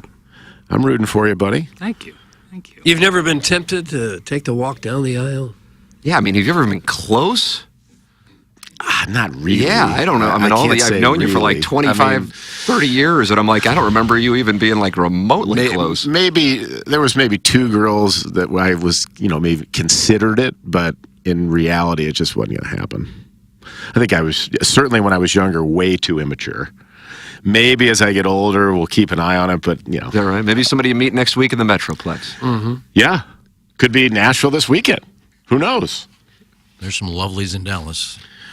I like that. Well, Plowhawk and I were talking about this before the show began. We're the only two here. The top 4 or 5, Hinge or dating app spots. You got Scottsdale as the world. Here's the ranking, Doug, and Scottsdale doesn't surprise me as being one. And then I think you gotta put Nashville in there at 2, and I think Southern California. I was just out there; it was absurd. Then I think you'd go with that Dallas, Fort Worth, Irving, kind of Arlington area. Yeah. And then I think you got to go down south to like Charleston. Charleston. Yeah. Surprising entry. Sneaky. Is that right? Yeah. The one that surprised me that you were super high on Detroit. Wow. That was such a nice surprise a couple years ago with Nagel at the Rocket Mortgage. Now, that wasn't so much the app. That was like in person at the restaurants and bars and at the tournament. It was just absurd. I would have never, ever thought. No. Never would have seen Wouldn't that you coming. think, though, just by the law of averages, that there's going to be attractive women everywhere and unattractive women everywhere? No. I mean, not attractive, because I can tell you places I've been and put that thing on, and it's just not working. Yeah. Not working. Like Silvis, Illinois. We were up there for the John Deere. Where now? Silvis, Quad Cities. Oh. Yeah, that's not happening up there.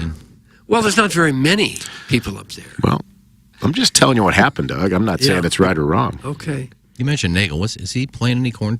Yeah, so he's going to get in this next. He's in the reshuffle because he made 1 or 2 cuts in the beginning of the year, and so he's going to play the next 4 starting the week after next. So, which actually I think they start up in Dallas. So yeah, he's going to have 4 in a row to kind of get started. Then he'll get U.S. Open qualifying, stuff like that, and hopefully he can get into another Open. Good. Because I feel like we ruined his career. Yeah, Michael, do you feel like we ruined his career? I don't think so. I think you guys got lucky.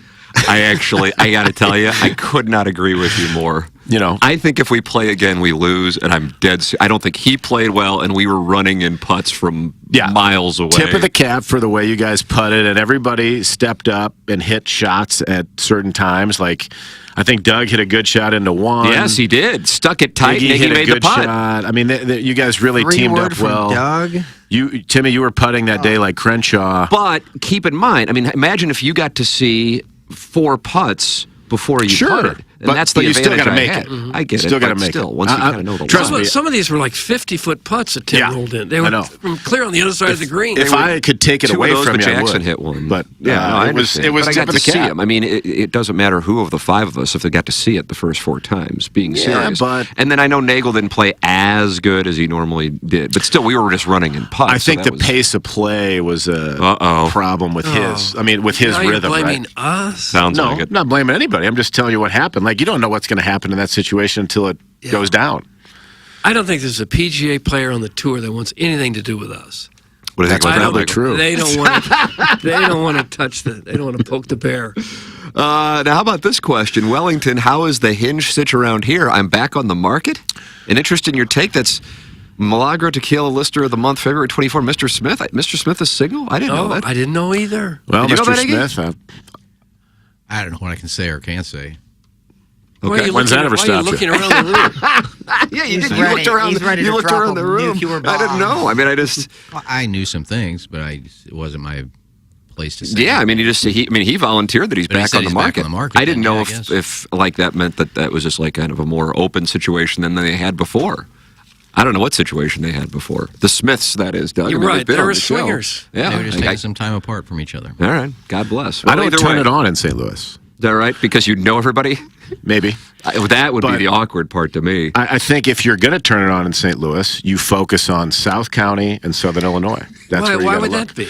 Because that's where the most attractive women in this town are, Doug. Really? Oh, this is a discussion that Matt Rotz and I have had many years ago. I mean, because he had restaurants and he would try to hire the best looking girls to come be bartendresses and waitresses, and there was he would pluck them from the Hooters in There was Southern a Illinois, Hooters in Fairview Heights. the best of all time. Which was the equivalent of San Pedro de Macorís for light-hitting middle infielders.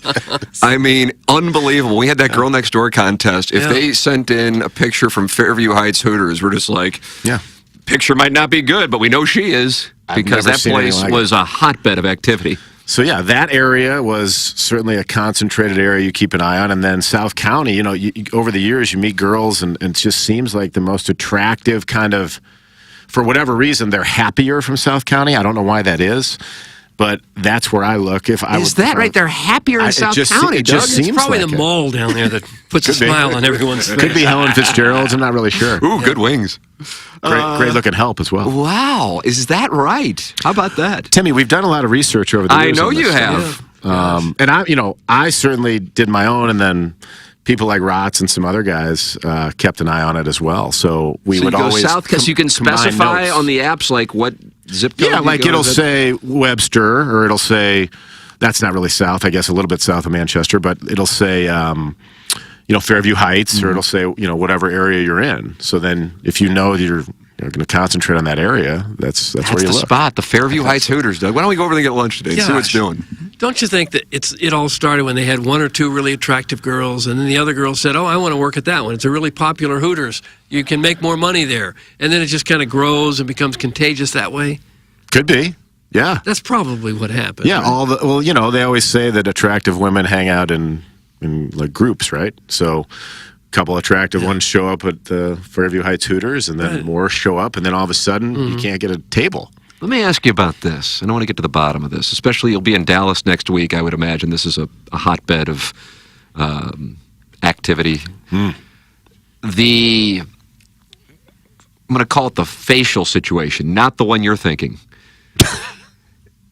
in which a lot of women are starting to look exactly alike if they have a certain financial backer, i.e. husband, or just inheritance, or maybe they've made their money and there's this look, which the plastic essentially look? That's the one. Jackson says, as we just said, he's 26 years old, that he sees peers getting into this even in their 20s. The women you're probably engaging with, maybe there are some in their late 20s, but probably the sweet spot would be 30s, I would guess. I don't know. Are there certain regions of the country where it's prevalent? Because there's certain regions of the St. Louis metropolitan area where it's more prevalent. And I feel terribly for women that they feel like they need to do this, with the exceptions of the ones that are doing it for a status symbol, and then they just deserve whatever is coming to them. It's quite an observation. No, it's very true. That's what makes me the best, Doug. Thank you. You're right. It's true, though, because I don't care what city you're in. If you open that app, you will see girls whose lips look like handlebars, their foreheads look like they're, plastic, and they've just overdone it. From what I can guess, that's got to be some sort of addiction, right? Like It does. Well, you Courtney get it a Cox, little you remember her from Yeah, Friends, of said course. she didn't realize how bad it had gotten because you get caught up in it. And Joe Buck, with regards to the guys doing crap, said he got addicted to hair transplants. I mean, it sounds crazy to the outsider, but this stuff happens. Yeah, you get into it a little bit, and then you keep going, and then, I'll just tell you what I saw at the U.S. Open a few years ago. Was this at Brookline? This is at Brookline. I got a bunch of friends who live down in Springfield, Missouri, who are in love with Paulina Gretzky. Like, they can't shut up about her. They're always sending pictures on a text chain of how hot she is, right? Well, I saw her in person, standing there for 15 minutes, as close to Doug and I are in here. And, I mean, she had the plastic in the face, like, as bad as I've ever seen it. I mean, it was... It was kind of like Paulina just got dragged. Just like true plastic. Like she must be addicted to it as well. So I just felt like. So you see it everywhere? Or it's like I would think Dallas and Southern California would be a higher per capita. No matter where you go, if you open up that dating app, you're gonna see girls on there that have a lot of cosmetic work. I mean, it doesn't matter where. It could be in Florida, South Florida. It could be in Atlanta, anywhere. It's a I don't want to call it an epidemic, but it's definitely a habit or an addiction that's going on. It reminds me a lot of like how cars are now, to where cars, there's not individualism with vehicles. For the most part, they all kind of have the same body type. Some are a little bit more streamlined, some are a little bit more boxy. But back in the 60s and 70s, you had your muscle car. I mean, there were so many, you had your wood-grained hatchbacks. I think there was a place for every vehicle, and each one had cool headlights, individualistic. Unique look. Now, all the cars, granted, they are still beautiful cars, have like the same body type, the same headlights. You can't really tell one You can't from really the next. tell in the rearview mirror. You could guess 15 different make models of vehicle. I think I look at women now, they just don't have that personality. That's why I love Madison in terms of her look and style, and she likes vintage clothing and, kind of not just all cookie cutter. And I think that there's a place for that. Wouldn't you rather have a woman that's making the effort, that's trying to do what she can to look her best, than one who maybe let herself go because the government got her? I'm not saying agree anything with that. wrong with it. Yeah, But you can overdo it, and it becomes absurd. Like, you look like you're Michael Myers from, the Halloween movies. Yeah. It's bad. I mean, or Michael Jackson. Exactly. Well, you see what's happened, like Madonna and Marlo Yeah. Thomas. Oh, They don't even Madonna, look like yeah. their old selves. Right. You don't even recognize them, really. So it's, to me, again, that's got to be some sort of addiction, right? Like, you start doing it, you think you look good, maybe you can afford it, and then it starts snowballing, and before you know it, it's ugly. Or it's just one bad day. You had a doctor that was off that day. That's all it would take is one botched surgery. You put a bad draft team together and just really. That's all it would take for any operation. You have a bad cardiologist someday, and you're dead. You have a bad plastic surgeon, and you look weird the rest of your life. But it's not necessarily a operation, right? Can't they just like shoot you like with a syringe? With facelifts and things, they're cutting and but now it's stitching a lot of it's a lot of filler. I mean, that's what the thing is. Botox and everything that they're That's mostly what I see is the Botox, not necessarily a surgery, but just like the lips and the forehead and the cheeks, and so it's a lot, man. I've read stories about people that had the fillers done on the side of their eyes, and it went into their eyes and almost blinded them. Almost blinded them. It's a risk too. Yeah, if you have a plastic surgery who's not very good, doesn't know what they're doing, good luck. Addiction is no joke. Some like injections, some like fillers, and Mr. Licks likes payday loans and boosting copper wire off old AC units sitting on the side of the Rock Road. Oh, thanks. That's from Taterhead Got the Number, Henrique, Vice President of AM Radio Remotes and Bread Aisles. Gosh. There's air conditioners on the side of the Rock Road. I know they'll steal your catalytic converter if you're not careful. I had no idea about that. Yeah. Oh, it's a hotbed of activity. Michael Wellington in today and tomorrow. Doug will be vacationing in the Hamptons. He's heading out to Southern California, and we'll be looking for filler as well. You can send your emails in for the Design, Air, Heating, and Cooling email today, the morning after at InsideSTL.com. On the other side of our break, we will have the Munganess Daily Fantasy Sports Showdown as Ken Strode unveils his Masters roster. Michael, can't wait to get your feedback on this, and then Doug will strategically pick names from a box. There's the Munganess Daily Fantasy about it. Sports Showdown. Munganess St. Louis. It's a blind draw. It is. It is. Munganess, Burkhardt, Alton, Toyota. Send your emails in. Design, Air, Heating, and Cooling email today. Send your texts in.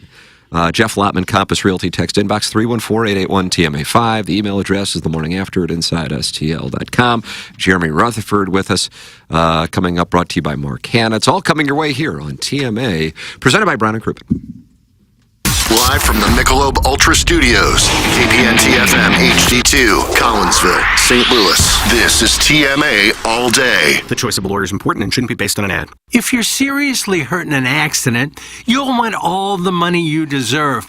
That's called justice. But there wouldn't be lawyers if justice was easy. No, justice is not easy. It's fought for and it's won. At Brown & Crouppen, we fight for justice every day. If you want some, call 222-2222. Because at Brown & Crouppen, justice is our business. This is the one. Honey, I think you're right. This house has everything we've ever dreamed of. A huge master bedroom, an open kitchen, and a backyard with a fire pit and built-in grill. I'm in love. I can't believe it. Finally, our dream home. It's absolutely perfect for us. We owe our realtor big time.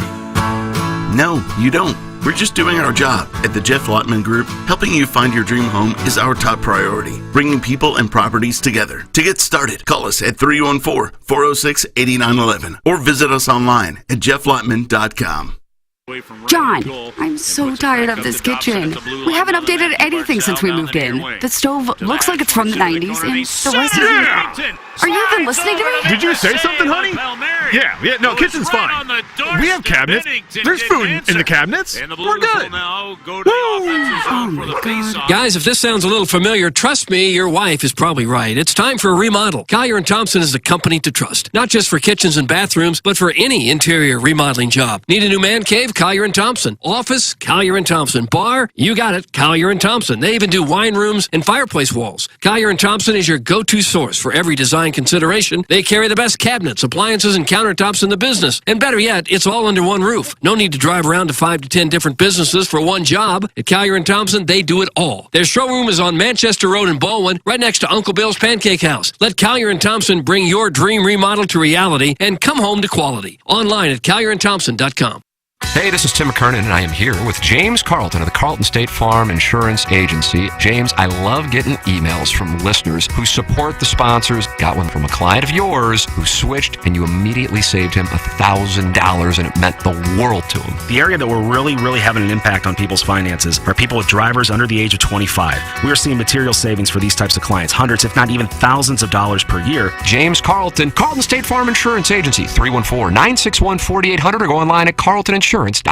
Hey, this is Tim McKernan, and I am here with Seth Goldcamp of Design Air Heating and Cooling, and I have been a long-time Design Air client. What separates you guys from everybody else? It's becoming more common for companies to just get their foot in the door. They try to come up with different ways to upsell. They try to see how much they can make off of a customer as opposed to, hey, we're in there to do a service. We're going to do it well. We're going to do it for a fair price. I don't know how many emails I have received from our listeners who experienced the incredible customer service Design Air Heating and Cooling provides. It's Design Air Heating and Cooling, online at designairservice.com.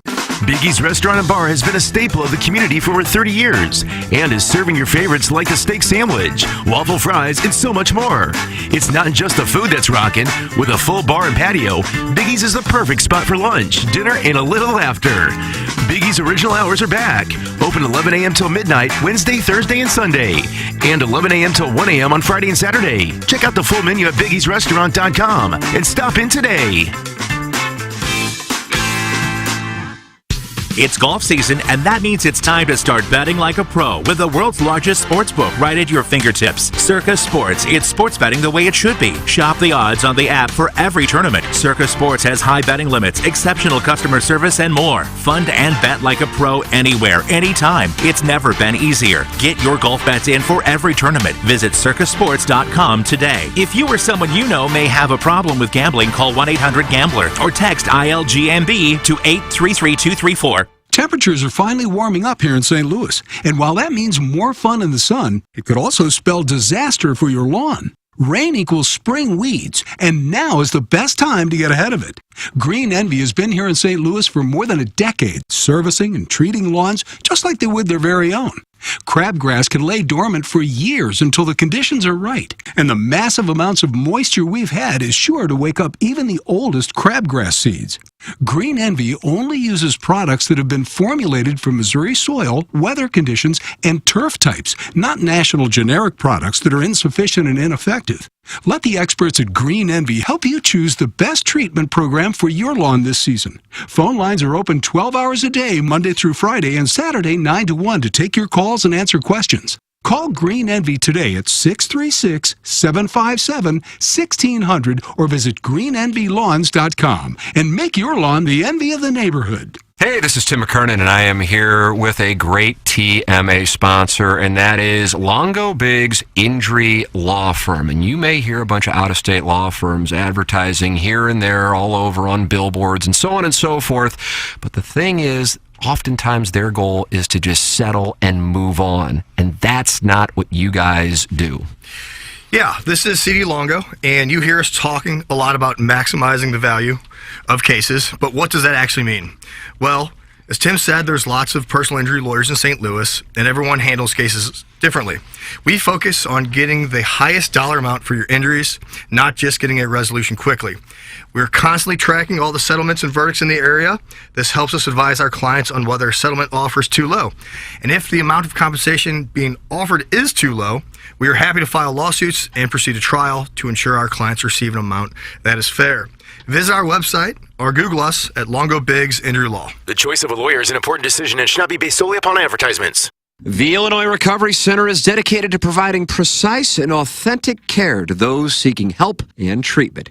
Recovery, it's not just a goal, it's a transformative journey. At Illinois Recovery Center, you'll find an unwavering commitment to provide the support, guidance, and personalized care you or your loved one needs to rediscover a life filled with purpose, strength, and lasting renewal. If you or someone you know wants more information about the Illinois Recovery Center, please call 888-472-9559 or visit IllinoisRecoveryCenter.com.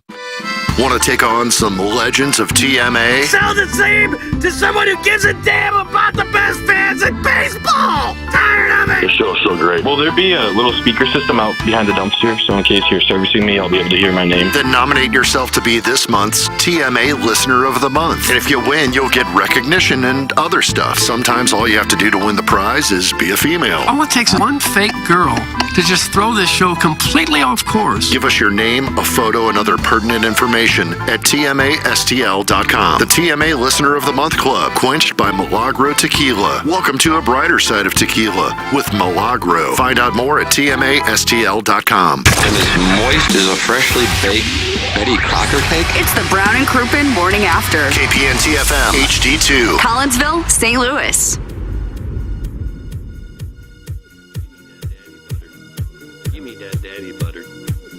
Welcome back to TMA, and it's presented to you by Brown and Crouppen. My name is Timothy Michael McKernan. On my right is Douglas Sullivan Vaughn. On my left is Michael Wellington. Directly in front of me is Darren Atkins. And in the Horton Watkins studio is Jackson Bennett. Burkett Ken Strode is back in studio and is at a chair, if you're watching on YouTube, right behind the Plowhawk.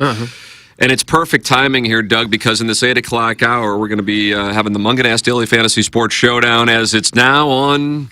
Now on to Carnoustie. Augusta National for the Masters. Jeremy Rutherford at 9 o'clock. We'll ask him a question about the Blues for a minute, and then we'll move on. Okay. Because I think the Blues have moved on. Have you moved on? They appear to. 5 points down with 4 to play. Fight. Blue note. That's not going to happen for them. Beat. You think of all those points Kings and Golden they Knights. left on the table. They're playing some of the worst teams in the league. To some of the butt asses. Yeah, it'd be right there. Just win a couple of those games against last place teams, and you're right there. The Kings, for the record, lost last night, so they're at. They didn't pick up anything on the Blues, but Michael, I would describe it as about a 70-foot putt. Doug, would you call this? It's about a 70-foot putt. I don't know if it's that close. Oh no, it's a 7-iron. It's probably you got a hole out from about 130 yards out. What's your stock 7 flying? 170. Oh, you bastard! Oh, you bastard. Jackson has the highest ceiling of all of the members of this dais, but he's got in what? Golf and probably height. But he's got a compression issue. Jackson, tell Michael how far you're hitting. If I really goose it, about $155. Explain goosing. Clip that off. You know, like I really get... You hit it in the middle of the face? Well, yeah, a little elbow. I find the face, and I hit it what I think is pretty clean. And it goes how far? About $155, as the crow flies. Are you sure the clubs are, have the proper loft on them? Because you're a young, strapping gentleman. You should be hitting a 7-iron you should be hitting a 7-iron 180. No. Ideally, yeah, I got a real issue. I believe if we went in the simulator, we would see an open club face. That's what. Okay, I'm pretty confident explain part of it. But I talked to Michael before the show that I'm working on the bowed wrist. Try to get that club face. You're working on the bowed wrist. What the hell's the bowed wrist? Trying to get that club face more square at the top of the backswing. So all I have to do is drop the hands and complete the swing, and hopefully we'll get some shaft lean out of that. Don't say shaft lean. These are all the things you need to compress the golf ball. I know what I need to do, except I can't execute. Maybe we need to spend some time together on the practice ground. Oh, that'd be huge for you. This Michael Wellington's a fine instructor. He just doesn't care to instruct. Time and place, Michael. Time and place. I'm there. What's that again? It's all about compression. There you go, Doug.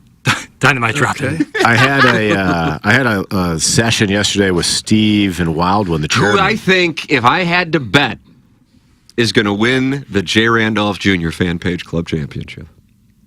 I think you might be going, what in the hell are you talking about? Keep in mind, he's getting like 20 strokes. I'm not familiar with the field, so I can't really... It's a Shishawali tournament. Right, so I'm not going to really... it's a great... you haven't seen players. I'm not going to take a stab at who I think is going to win. Yeah. Well, anytime you have a net event with strangers... I mean, what could possibly pencil whip? Pencil whipping, indeed. Before we do the Munganast Daily Fantasy Sports Showdown, Doug wants to tell people about Collier and Thompson, the sponsor of our phone lines. Well, it's where you go to turn your house into a show place. Collier and Thompson does it right. I mean, if you want to turn your home into the Taj Mahal of town and country. Do it, yeah. If you want it to become the Mar-a-Lago of Maplewood. Do it, yeah. This is where you go. You go to Collier and Thompson, and they can take that outdated kitchen or bathroom and turn it into a show place. They'll turn it into the White House of Wentzville. and you'll say, hey, I've been living right here in a gold mine my whole life. You think, I got to move. My house is run down. It's old. It's dated. You don't. Collier & Thompson can turn that house into a show place. They have a commitment to quality. They've got some of the best craftsmen in the area. They've got all the electricians and the carpenters and tuck pointers. I don't know if they have tuck pointers. I don't know if they do the outside of your house. But they got the people that do the inside. They got the plumbers and the painters. They've got everything else, and they've got people that do it right. This is not a nickel and dime operation. This is where you go when you want it done the best. This is the quality place to go in St. Louis. Collier & Thompson. They've been redoing houses since the 1950s. Carolyn Bird and Bob Strati are both masters at what they do. They'll get the design going and then bring in their craftsmen to turn your house into the show place that you would like it to be. Their showroom has more than 10,000 square feet of displays. You can look at more than 20-plus kitchens and bathrooms and any number of appliances you want to check out. They've got it all right there at Collier & Thompson.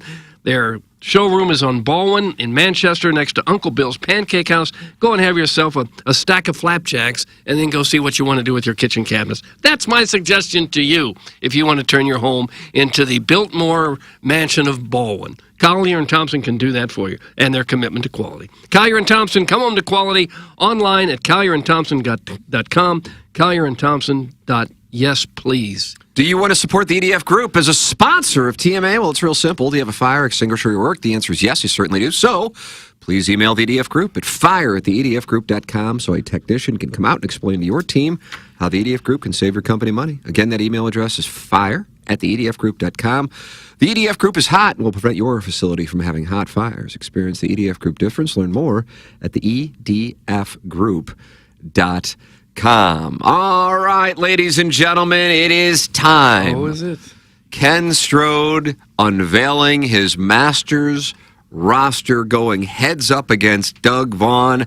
Michael Wellington giving his feedback as the field is selected. Iggy, you won last week. The tee box is yours, sir. Okay. I had to change one because I brought it up and it said it had a question mark next to Jordan Spieth. Did he get hurt during practice? Or Michael, I know you were on the range yesterday. What did you notice? Was he bowing his wrist? As far as I know, he's talked about some wrist injuries, but it's the Masters. He'll probably be okay. He's pretty good there. If he's questionable, and maybe he's not 100%, so I took him off. Beware of the injured golfer. Yeah, it's true. Huh. He plays so well here. So who did you pick? Thank you. I got a few 7,000s, a few 8,000s, a few 9,000s. With the names are what we're interested in. He screwed me last week. He screwed you. Well, yeah, he was 4 strokes into the cut with 5 holes to go and went double bogey, Idiot. bogey. Idiot.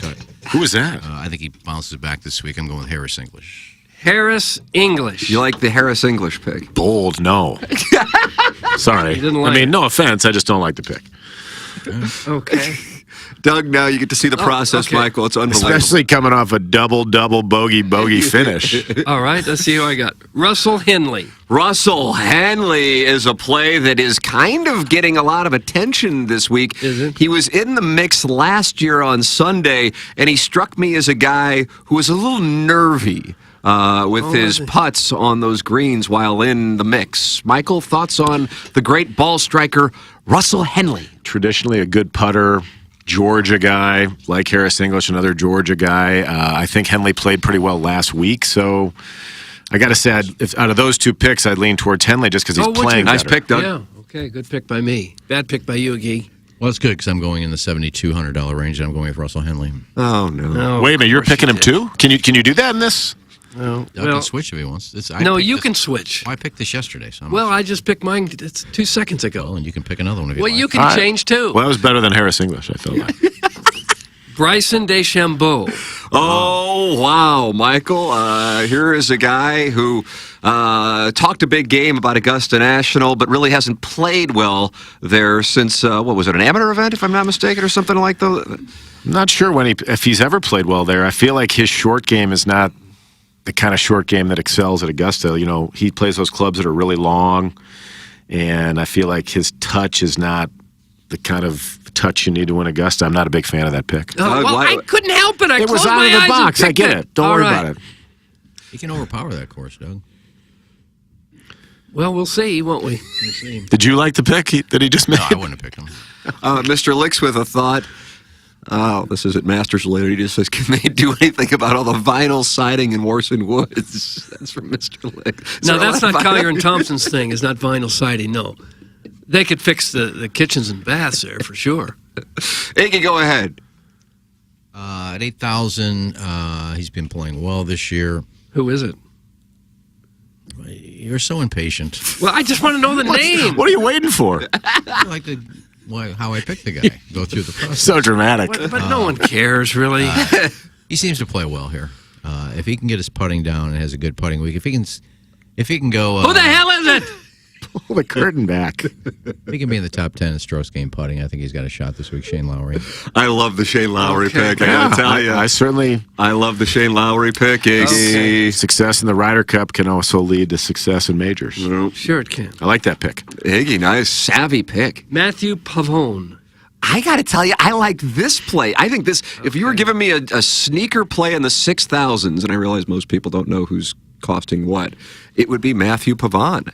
I had no idea who he was when he went out at Torrey Pines this year, but he has played well in a number of events. He won at Farmers and then finished third at Pebble Beach. Michael, are you familiar with the Frenchman? Yeah, I mean, I know he won Torrey, but I wouldn't bet on him at Augusta. First timers, Doug. First time. You're going to be wide-eyed. You're going to be adrenalized. You're probably going to be exhausted by the time you tee it up on Thursday. But you've always said the French are sociopaths. Why have you always said that? Every time you've been in here, you've said that. Just kind of when I noticed. And now it's on to Ken. I wanted to put a live guy in here because if you look at the leaderboard last year, I think 4 of the top 5 were live golfers, which gave Greg Norman a boner. If I'm going to pick somebody from the Live Tour, I'm going to pick Cam Smith. So who did you pick? Cam Smith? Okay. You got to like that pick. Yeah, I like what he's doing world-class. here. I mean, he went contrarian with the Harris English, but you haven't had a better putter, I believe, on those Augusta Greens over the last 5 years than Cam Smith. So, Doug, think about that when you're making this pick of Cam Smith. Sam Burns. Sam Burns, a great player, but no top 10s in any majors. Michael, how do you explain it? Great putter. Yeah, I don't know. He cuts everything. It's more of a right-hander draw. I don't know. Doug, you like to go right to left when you play Augusta? Sure, absolutely. I like him. I can't help but throw the ball. I like Sam Burns as a dude, but I don't know. I wouldn't pick him. But of course, you're going out of a shoebox. So Why do you like him as a dude? I think he's a good man. He's a good guy. Is he? Yeah, he went to LSU. I know some people that have been around him. Like, he's a good guy. But I wouldn't pick him if I. Well, I'm sorry. Maybe you shouldn't pick out of a box. Well, that's the whole game. He used to have a great mustache. Why don't you put a lefty on your team, Doug? Because I don't get the pick. I like Sam Burns. Iggy, you have another pick for the players. I think he could win this week. I mean, well, that's why you would pick him. No, I pick a lot of guys. They need to make the cut and finish high. Don't necessarily think they can win. I don't think. But you hope they can win. Well, I don't think Harris English can win. I don't think. But you hope they can. Lowry can win, but I think they can get top 10s. Well, you should have picked. And then I'll pick a winner, and then I'm going to kick your ass. Oh. Wow! A lot of chirping. He's won here before, but he's playing so well this year. His short game is just unbelievable. His iron play is unbelievable. I'm going with Hideki. I like that play. Been there before. God, it's a good pick. Why, Iggy? I'm telling you. Well, we'll see if it's. Does he have enough for Scheffler? I'm trying to do the math in my head. I can't imagine he has enough for short on Scheffler. Yeah. Okay. Because that's the decision when you're building rosters. Wyndham Clark. Wow. If you're not going Scheffler, go for Scheffler Light, the U.S. Open champion, Wyndham Clark. Michael, who's playing better than Scotty Scheffler? No one. Who's playing relatively close to Scotty Scheffler, if there's such a thing in 2024? Wyndham Clark. But he's a first-timer also. Boy, is he talented, and the confidence level is at all-time high. He won the U.S. Open. He shoots 60 in the final round at Pebble. You got to like him to finish high, but to win, I don't know. A first-timer, I don't think a first-timer wins. First-timer doesn't. Only one. I can't help it. I'm blindly pulling these names. Yeah. It's a solid pick. I don't know if he can win, but it's a solid pick. He's definitely playing at a super high level. All right. So who is Iggy going to pick? He might pick Wyndham Clark. I got actually one hint. As soon as I give the hint, you'll know who it is. Jackson just said he thinks it's Rory. I know you can't hear that. What did he say? He said roars. No. He's got to win eventually. He's got to win a major eventually. Oh, I know where you're going. Just tell us who the guy is. Xander Schauffele. Okay. Michael, there's So something dramatic. about putting your head on the pillow at night, on a Saturday in particular, Friday if you're working with the PIF, and having a lead. Xander has had trouble with that night's sleep. I just don't think he's a good enough putter to win there. He does not putt Bad well. pick, Iggy. He strikes it great, but if you watch him putt, he struggles with the putter badly. Yeah, okay. We don't like guys who struggle with the flat blade. Cameron Smith. Oh, what a response! So we're going 4-on-4, Doug. Okay. Unless you want to pick somebody else. Unless you want to change. No. I think you should change, both of you. No, you can't have the same players. I share your opinion on that, but I just kind of sit here. You can just pick Okay, another Iggy, one. you change Henley and Smith, and I'll change Henley and Smith. No, I'm keeping my 2 players. I'm just giving you the option. You're not bending. I don't care Of if you course. keep them. Then you got a less chance of beating me 4-on-4. I don't know that So I I'm have giving a less you the chance option. of winning. I got a better chance because I've got 2 players that you have because I'm picking blindly and you're doing research. Well, so I'm negating 2 of the people you've done research on. Wow, what a You counter. put your 4 up against my 4. You're not going to win. I'm giving you a chance to change Well, it. we'll I think this is a meta play by Iggy. I think Iggy's scared. Yeah, Iggy's on Boy, the he's 5th level running like scared. Ivy. Really is. Are we done picking? Are you, Doug, you're firm on your team? It seems like there's a negotiation going on right in front of us. Well, how much money do I have left, Jackson? Do you know? Yeah, I do. So if you didn't take Cam Smith, your last pick, you have 9,600. The best player you can get is who I think will finish top 5, Joaquin Neiman. Oh, do you call him Jocko? He's dangerous. Okay, you want me to take Neiman instead of either Henley? Or... I mean, this is the Masters. We're doing the Millionaire Maker. Oh, Iggy just said you can't do that. Okay. I don't think you had enough money to drop Henley and put, because Henley's only 72. Not Henley. He was dropping Cam Smith, keeping Henley, but adding Joaquin. So you play 5-on-5. Okay. I like that play, Do it, Doug. I think going. Okay, I'm doing it. There it is! We're in the Millionaire I like Maker. It's Neiman. $10 entry. So I say, Yeah, you're only going up against 450,000 other rosters, Yeah, so you're... so this should win. And I'm looking at that roster, clearly the best one. There's no way I would other think. than That's right, yeah, 449,000. So what did he do? He took out. Cam Smith and put in Neiman. All right. So you're keeping Henley. yes. Yeah, okay. Doug team and kind of nice. Okay. We don't know if they're nice or not. That's Let me- the whole point of this game. You think it's good, and then you see the leaderboard and you don't know half the names up there. Let me throw this real quick at Welly and Tim. This is my other roster that I'm playing on my game. But You're not this one. excluding me and Plowsy and Jackson right now? You guys can chime in, too. Okay, thank I you. didn't say, I didn't say got Jackson. some email to catch up on. I didn't say Jackson. Plowhawk's going to tend to some other business. I didn't say Jackson because if he responds, I can't hear him anyway. So Right. that's why I didn't throw him in there. Adam Scott, Thigala, Fitzpatrick, Finau, Zalatoris, Cantley. I don't like it personally. I love Thigala. That's the one that I like. And the reason I love him is because I've seen him play 36 holes. I've been in his group, and he putts it like a demon. And he's also one of these guys who is not mechanical. He's very creative, and I think that lends itself to good things happening at a place like Augusta. Like, I think that's why Spieth is good there. I wouldn't be surprised if Thigala won. I think he was top 10 last year in his first time playing. Well, and he got the lead in Napa. Is that where he won?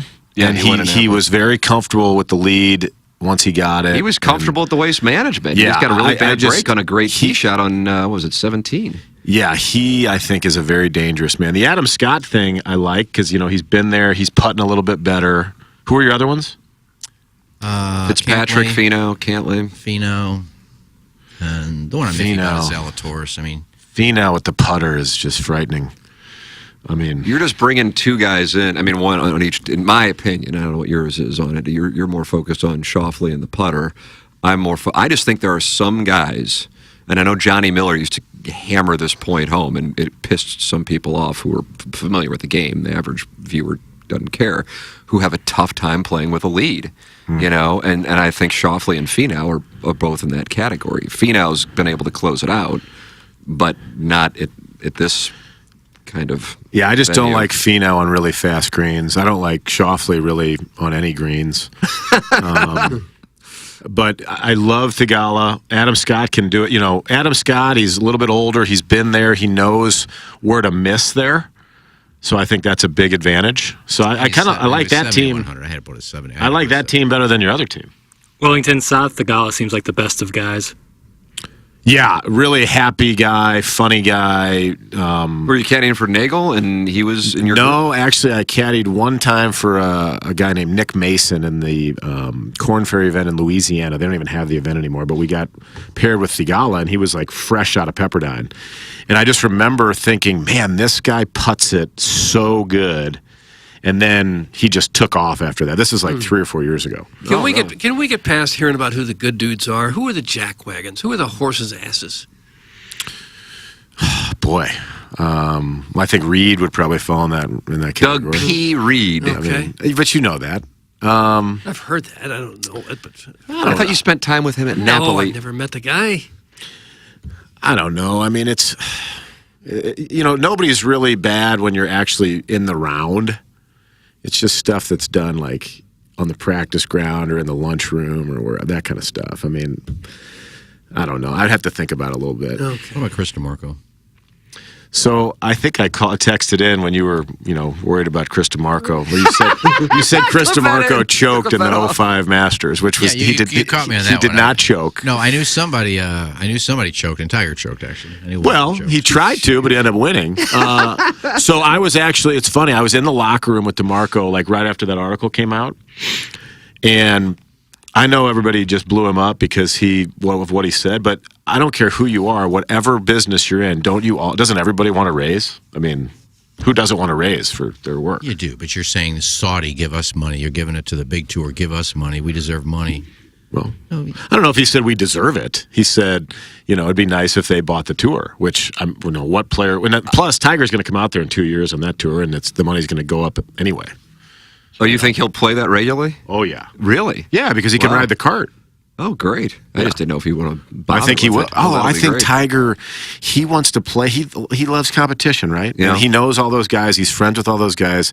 He knows he can probably beat all of them. Oh, yeah. And he can ride the cart, and that protects against that leg. And God I think bless. That'll be great. That's why he wants to compete, man. That's awesome. I get it. I actually listened to that interview, and it was on with Colt Knost and Drew Stolz, and that was such a minor part of the interview. They didn't even react to it. He was like, it sounded like he was kind of joking, but that's one of the things about social media. And then people do interviews, and then the producer or one of the hosts, it doesn't have to be a producer, takes what they consider to be the most engagement-ready clip, right, and then it's put out without the context, and then it becomes a whole thing. And so when I listened to the interview, I'm like, they didn't even call attention to it because it kind of sounded like he was joking, but whatever. I mean, maybe 2% of our audience even knows what the hell we're talking about. It's neither here nor there. For the purpose of keeping things moving here on today's program, we have Jeremy Rutherford at the top of the hour. The Munganast Daily Fantasy Sports rosters. Jackson will be on the Instagram account, I gather. Yeah, I can throw him up there. Okay, I've seen him up there in the past. Let me tell people about Longo Biggs. LONGO BIGGS. That's Longo Biggs. Last week, they were in a trial. They take cases to trial. They're not just looking to settle. If you're injured in a car accident and you need an attorney, you need the best one you can find. If any of my family members or friends are ever injured in an accident, I want them to call Doug Biggs and C.D. Longo, Longo Biggs Injury Law. For nearly 10 years, Doug Biggs and C.D. Longo have been recognized as the top 40 under 40 personal injury lawyers by Super Lawyers, the National Academy of Personal Injury Attorneys, and the National Trial Lawyers Association. They're not the churn and burn type of law firm, but Doug and CD, you won't be just another file lost in the shuffle. If you have questions about your case, you're going to talk to Doug or CD personally, and they will handle every aspect of your case the entire way. They'll get to know you, and you will get to know them. Doug and CD are local, friendly, professional, and most importantly, excellent personal injury lawyers. Go online at longobiggs.com, longobiggs.com. Remember, the choice of a lawyer is an important decision and should not be based solely on advertisements. Jackson, can you tell us about Circa? Sure, Tim. We're just getting done talking about the Masters, but I got Circa has some wonderful Masters odds better than some of the competitors in the state of Illinois. You can download the Circa Sports app right now in Illinois. If you live here in St. Louis, Missouri, just make the short drive across the river. Or if you already live in Illinois, sign up. We're looking ahead towards the Masters this week. Maybe you like Scotty Scheffler to continue his run of dominance. Circa has him at plus 465 to win it all. Competitors, plus 400. You're already making some more money. I said Joaquin Neiman. I really like him. Circa has them at plus 3,200, competitors plus 2,500. That's material difference. That's a huge difference if he is to make a run. And Xander Schauffele, who Iggy put on his team, Circa has him at plus 1,650, while competitors have him at plus 1,400. You're just not going to find better lines and tighter money line splits than at Circa. Download the Circa Sports app now in the great state of Illinois and make a little cash this weekend on the Masters. There it is. Circa, wonderful sponsor of TMA, just like Mentality. If you are dealing with decreased mental acuity, attention span, and stress, it can cause focus issues on even the most simple tasks. Belly fat, feeling bloated, a lack of lean muscle and tone that used to be easy to get rid of or maintain. Mentality is for you, a local healthcare facility specifically dedicated to helping men feel and perform at their very best. It doesn't matter what age you are. Low testosterone can be an issue with any guy. And even if you've tried testosterone before, not everyone understands the blood chemistry in men's bodies. Mentality can help. The normal range for testosterone is large. If you've been to a doctor and they told you that you were normal without understanding the range or testing your free testosterone, it was not fully looked at, come get checked with us at Mentality. LowTUSA.com. That's Mentality. LowTUSA.com. Doug, last night you saw a Jim Dandy, Sonny Gray, went out there and dealt 64 pitches and somehow was able to get through 5 innings on the hard pitch count of 65. He was engaged in a pitcher's duel with one of the best in the business, Zach Wheeler. He would have loved to have stayed in there, and he certainly could have, but he handed the ball over to the Cardinal bullpen, and they took care of business from there, including JoJo Romero. How do you do, JoJo Romero? Yeah, the last 3 relievers they brought in all looked very good. Helsley. Kittredge and Helsley, yeah. And Livator couldn't find the plate, but the other 3. Nolan Gorman with the home run, and the Cardinals beat the Phillies, so kind of an inverse of what you might have thought would happen. They beat Wheeler, and they lose the night before, but the Cardinals have split the series with the Phillies. 1-day game left if they can get it in with rain today, and then the day off before heading out to Arizona. What did you see last night from Sonny Gray? Well, I couldn't see a lot because I was sitting way down there on the first row along the left field line, so, I had a couple poles and a couple people in front. I couldn't. I'm sure you saw much more on TV than what I saw being at the game. But the Cardinals do play very good defense. They play outstanding defense. And if you can do that and just get decent pitching, if they just hit a little bit, they still don't hit much. The middle of the order guys need to get going. Goldschmidt and Arenado both look lost at the plate. Well, Romero's effort to get out of that bases-loaded jam was actually impressive. Oh, it was outstanding. Yeah. Serious sack. Hey, Schwarber. Well, if Gray pitches anything close to that in most of his starts, and they found their ace, and that's a huge lift for them. That's a huge lift. It's going to be tough to keep up with the Pirates, though. The Pirates are on a heater, 9-3 now. Beware the Pirates. Mm-hmm. Yes, I think they were in a spot to make it 10-2, but they blew it yesterday. Before the game, we were down there at the bullpen. We wanted to watch Sonny Gray warm up. And there's only a sprinkling of fans in the park at that point. And he's down there stretching and getting ready to start throwing. And somebody right next to us, right along the railing, starts yelling, "Nice hairline, Sonny. You need Rogaine. My grandfather's got better hair than you." It's screaming at him like this. And I turn around, it's a guy in a Phillies jersey. Just thinks he's the funniest thing in the world. Nice. And I assume he was tall, dark, and handsome himself. And he was like 50 years old. He wasn't some smart aleck kid. How many Twitter accounts do you have? I have no idea. Oh, I can guarantee I can guess the avatar. Should have brought your Tough Town. A dog. Your sash. And he had another guy with him who's 50-something too. I just thought they were the funniest guys in the world screaming Well, that's what happens when things have gone well for you for the first 50 years. I guess. Let me guess. American patriot, God-fearing. Probably. I don't know about that. What I saw was Philadelphia. He just had Philadelphia written right across his forehead. I'm obnoxious, and I'll say anything I want to say, and I don't care who knows about it. Well, tough and cool. Yeah. It Very just struck tough. me that's one thing you usually don't see at Busch Stadium is people acting like idiots. And I think really? You didn't hear the... I don't see a lot of that. It's engaged. You didn't hear the Ric Flair woo for 3 years? Oh, Well, God, there's a little nothing of more that, obnoxious at Busch Stadium than the woo. But that's not really getting on somebody. That's not standing up, cursing and screaming and yelling obnoxious things at I'd players. rather be known for that than the wave and helmet nachos. Everybody still 100% does the rather be waves. obnoxious. Almost every stadium in baseball still does the wave. And they don't do bobbleheads like St. Louis does bobbleheads, man. I'm just saying, I think part of the success of the Cardinals having these big crowds is it is somewhat family-friendly and people generally behave themselves. Well, last night was the smallest crowd in a non-COVID year in Busch Stadium history. How about that? Did you notice that? I noticed they announced 31,000 That's right. something, but it looked like there's maybe 21,000 something there. Yeah, that was the smallest crowd in Busch Stadium, this Busch Stadium's history, which opened up in 2000. Really? Smallest crowd in history? And it happened in front of the smallest night game crowd in a non-COVID year ever at Busch Stadium 3, 31,972. Well, the weather was perfect. Tuesday night in April, they probably didn't sell a lot of tickets before the game. Well, there were Tuesday nights in April in 2006, 7, 8, 9, and so on and so forth. And what it's saying is people are either disengaged with the franchise or disengaged with the game. And I keep going back to the television situation, and you're starting to see the domino effect of it. I just think that plays a role in the lack of engagement / app and what you're seeing with regards to apathy. Could be off, but that's my theory. And even though they've got some really good players, a few of them, I don't think there's any that really captures the imagination If of Victor everybody. Scott would go off, I think that would he help. could. Yeah. They have no personalities. They don't seem to have any rah-rah personality. And I think Ed talked about, that being a good thing. And I think I would counter that being, I think it's Nolan Gorman doesn't really smile. Jordan Walker seemed to be a fun guy, but none of these are engaging the fan base. Yeah. I love having young guys in the roster. I can't wait to see them develop, but they're pretty milquetoast in terms of not only on play, but pre- and post-game interview. There's not a lot of fun stuff going on in the dugout. Not a lot of personality. It's lost a lot of pizzazz with the Marmol era. You just said it, Plowhawk. Like it's baseball. It's supposed to be fun. It doesn't look like they're having fun, right? Like I remember when I would caddy for Nagel, he would always say to me on the first tee box, "Let's go have some fun," right? Like that's when people perform their best, when they're actually enjoying themselves and what they do, right? But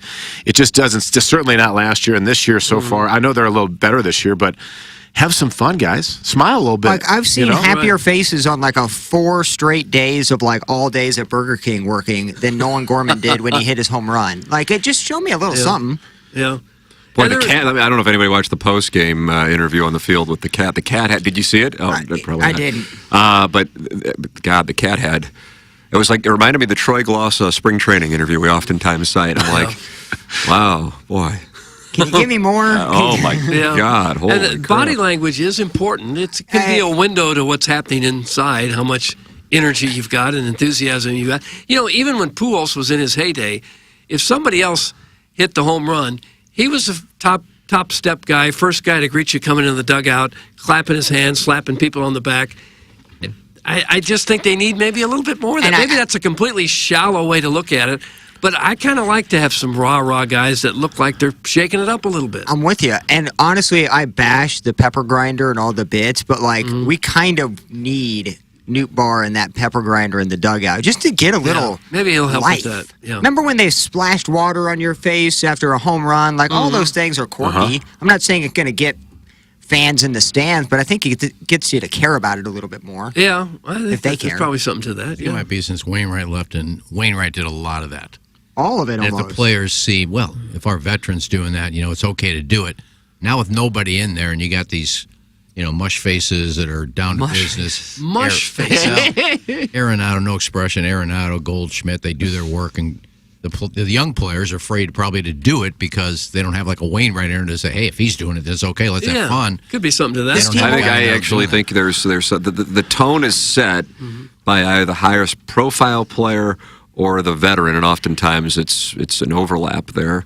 Because we were in the Cardinal clubhouse when McGuire was the alpha, and that set a tone in the clubhouse, and it wasn't necessarily a good one. He's a different guy now, but back in the late 90s, early 2000s, it was not a pleasant experience. Remember you had Carlos, Joe Kelly, you had Ozuna, Pham. There was a ton of personalities in that locker room. Not saying that was a great team either way, but fans were showing up. You had the neon sleeves. You had a little bit of a celebration. Like I said, you had that dugout atmosphere.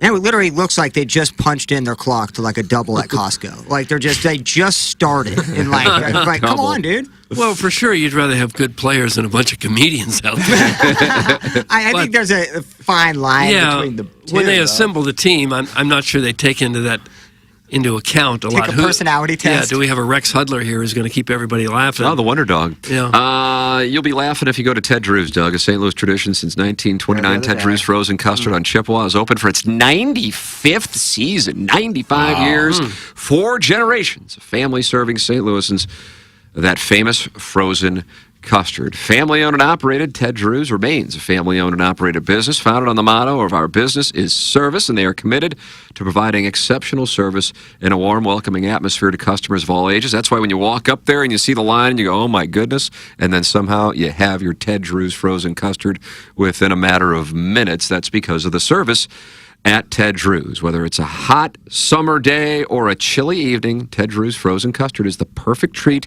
for any occasion. It's a refreshing way to cool off in the summer and a comforting indulgence during the colder months.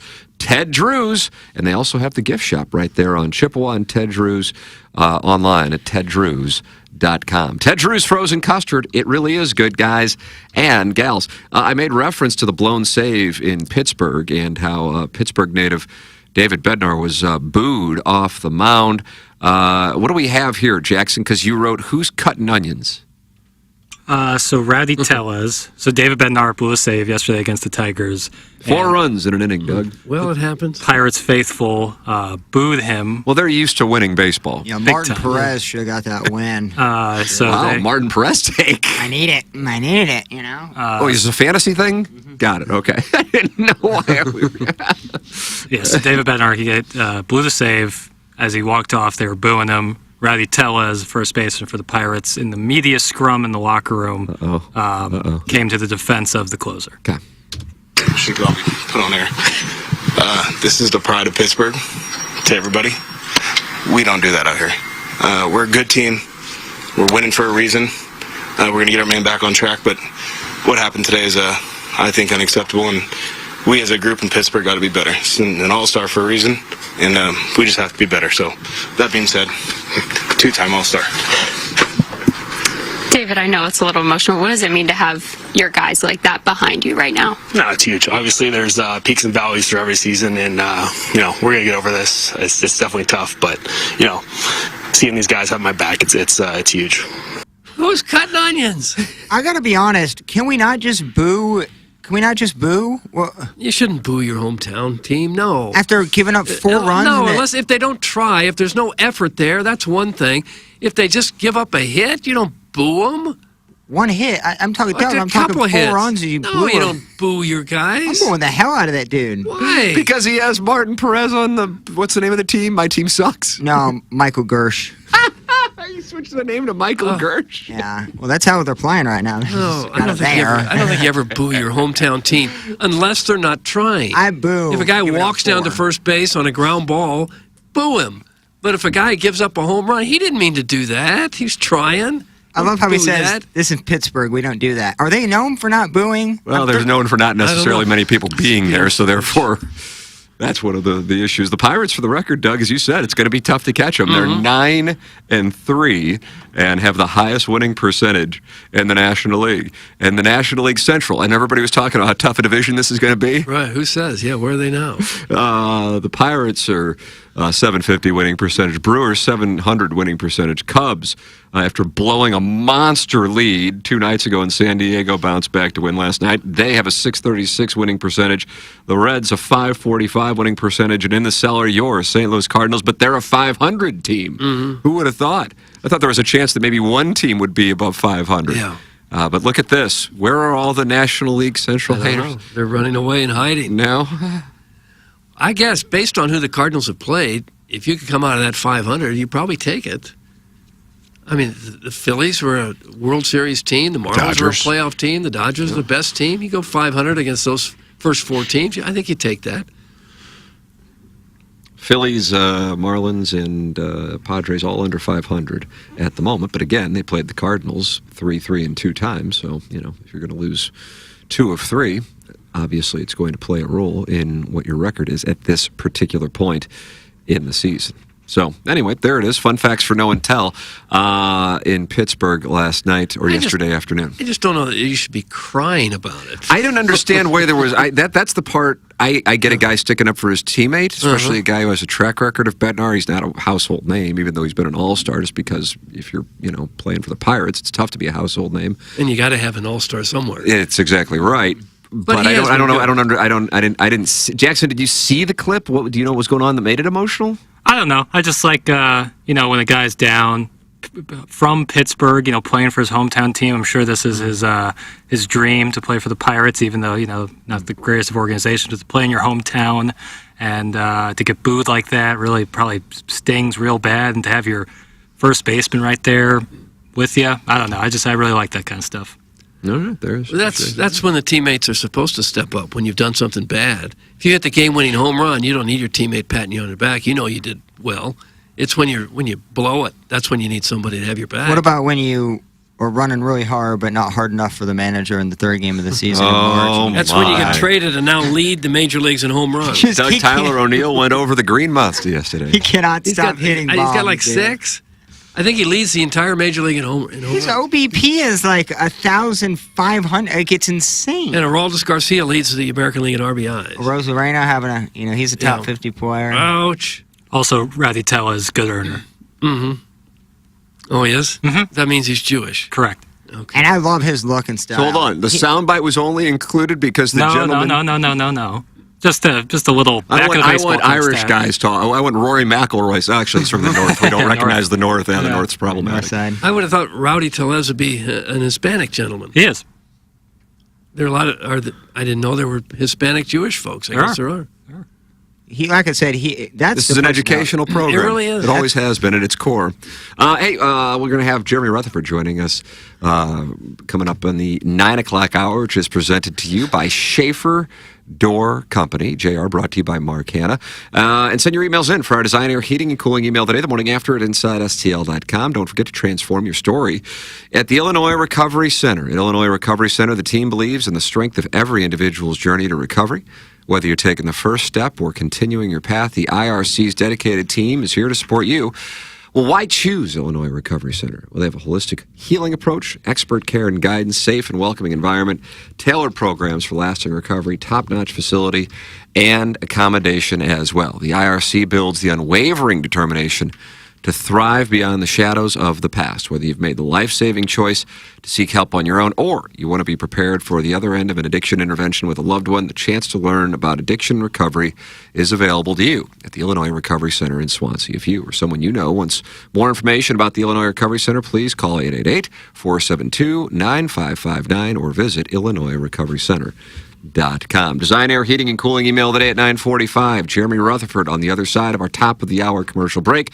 Jackson and I going down the hallway and dealing with a situation. It's called Balloon Party on 101 ESPN from 10 to 11.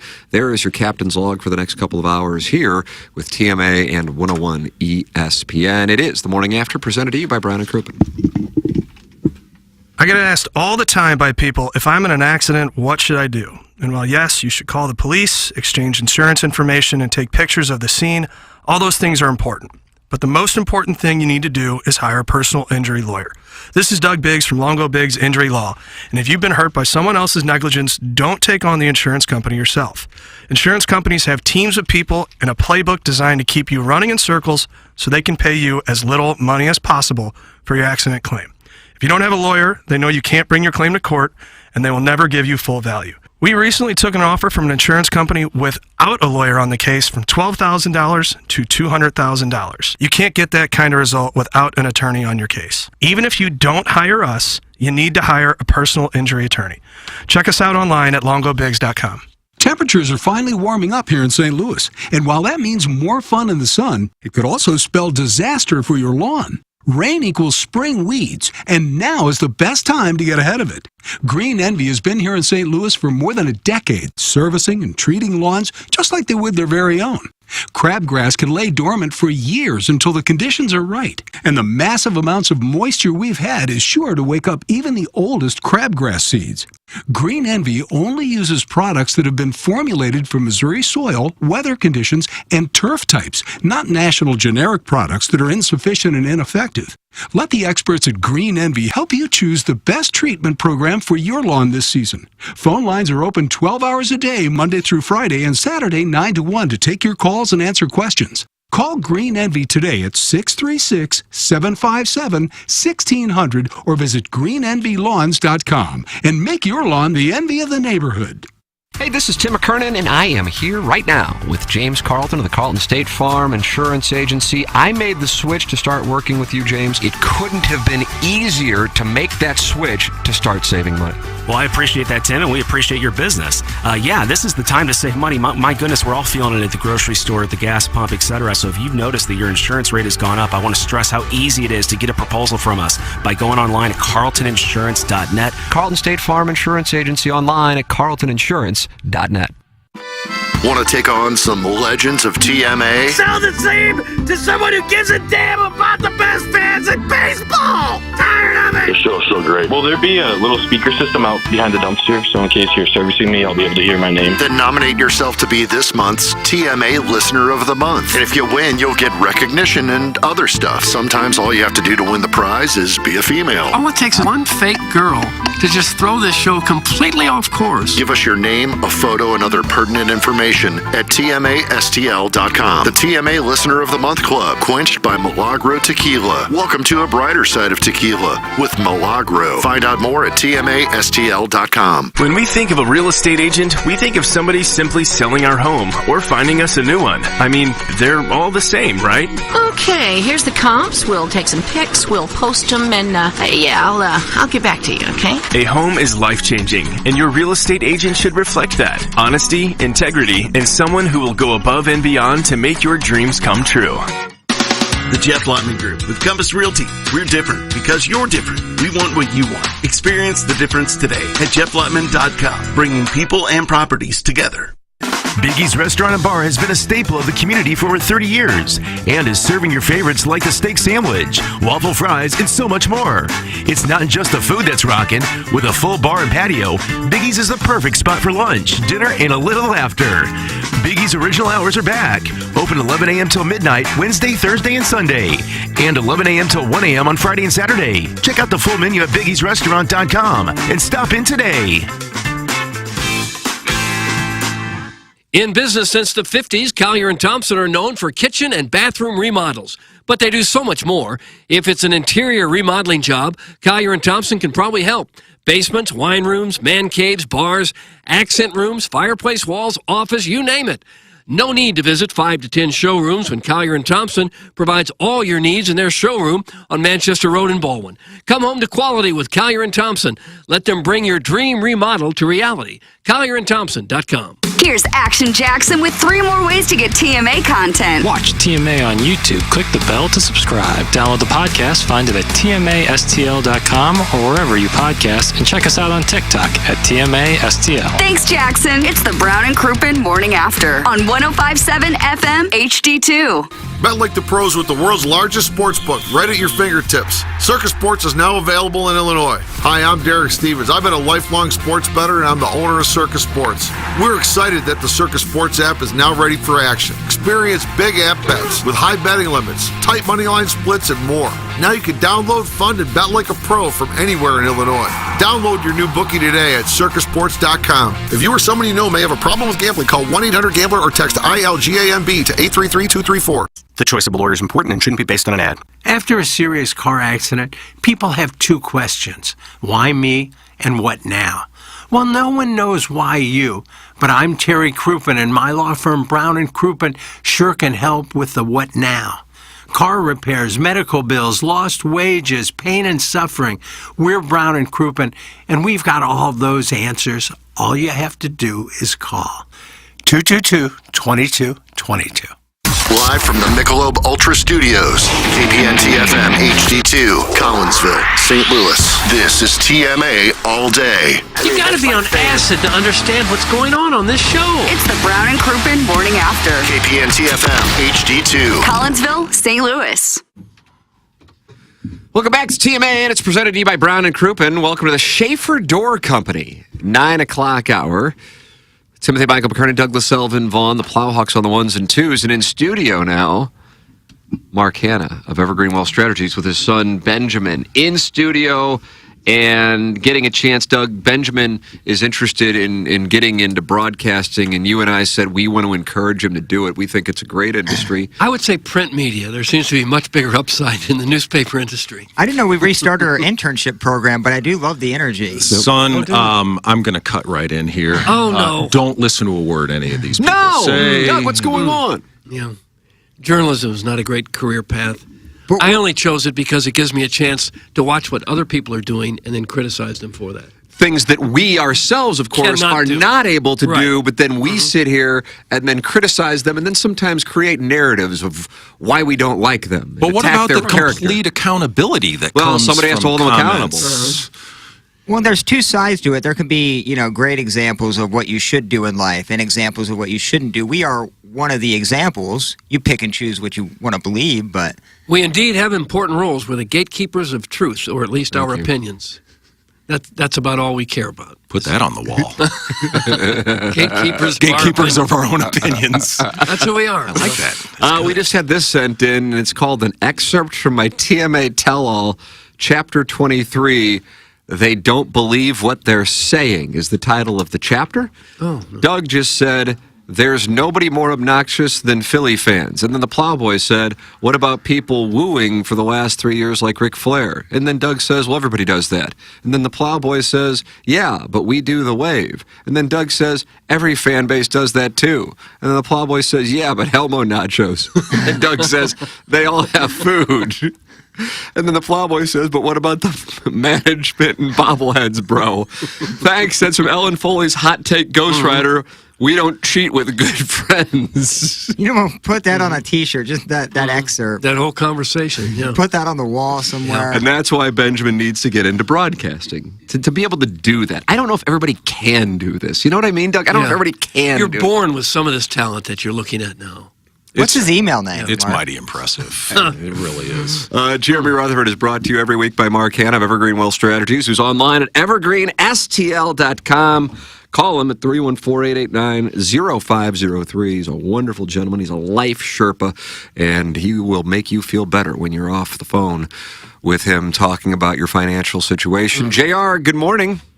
Good morning. I can't imagine that car ride after the show where Benjamin says, yeah, Dad, I want to do wealth management instead. I'm sorry. I can't. I don't know about the journalism. Thank you. Exactly right. I've got a therapy session scheduled for him for right after this, a cleansing of some kind. Yeah. I understand that. And myself. And yourself, for that matter.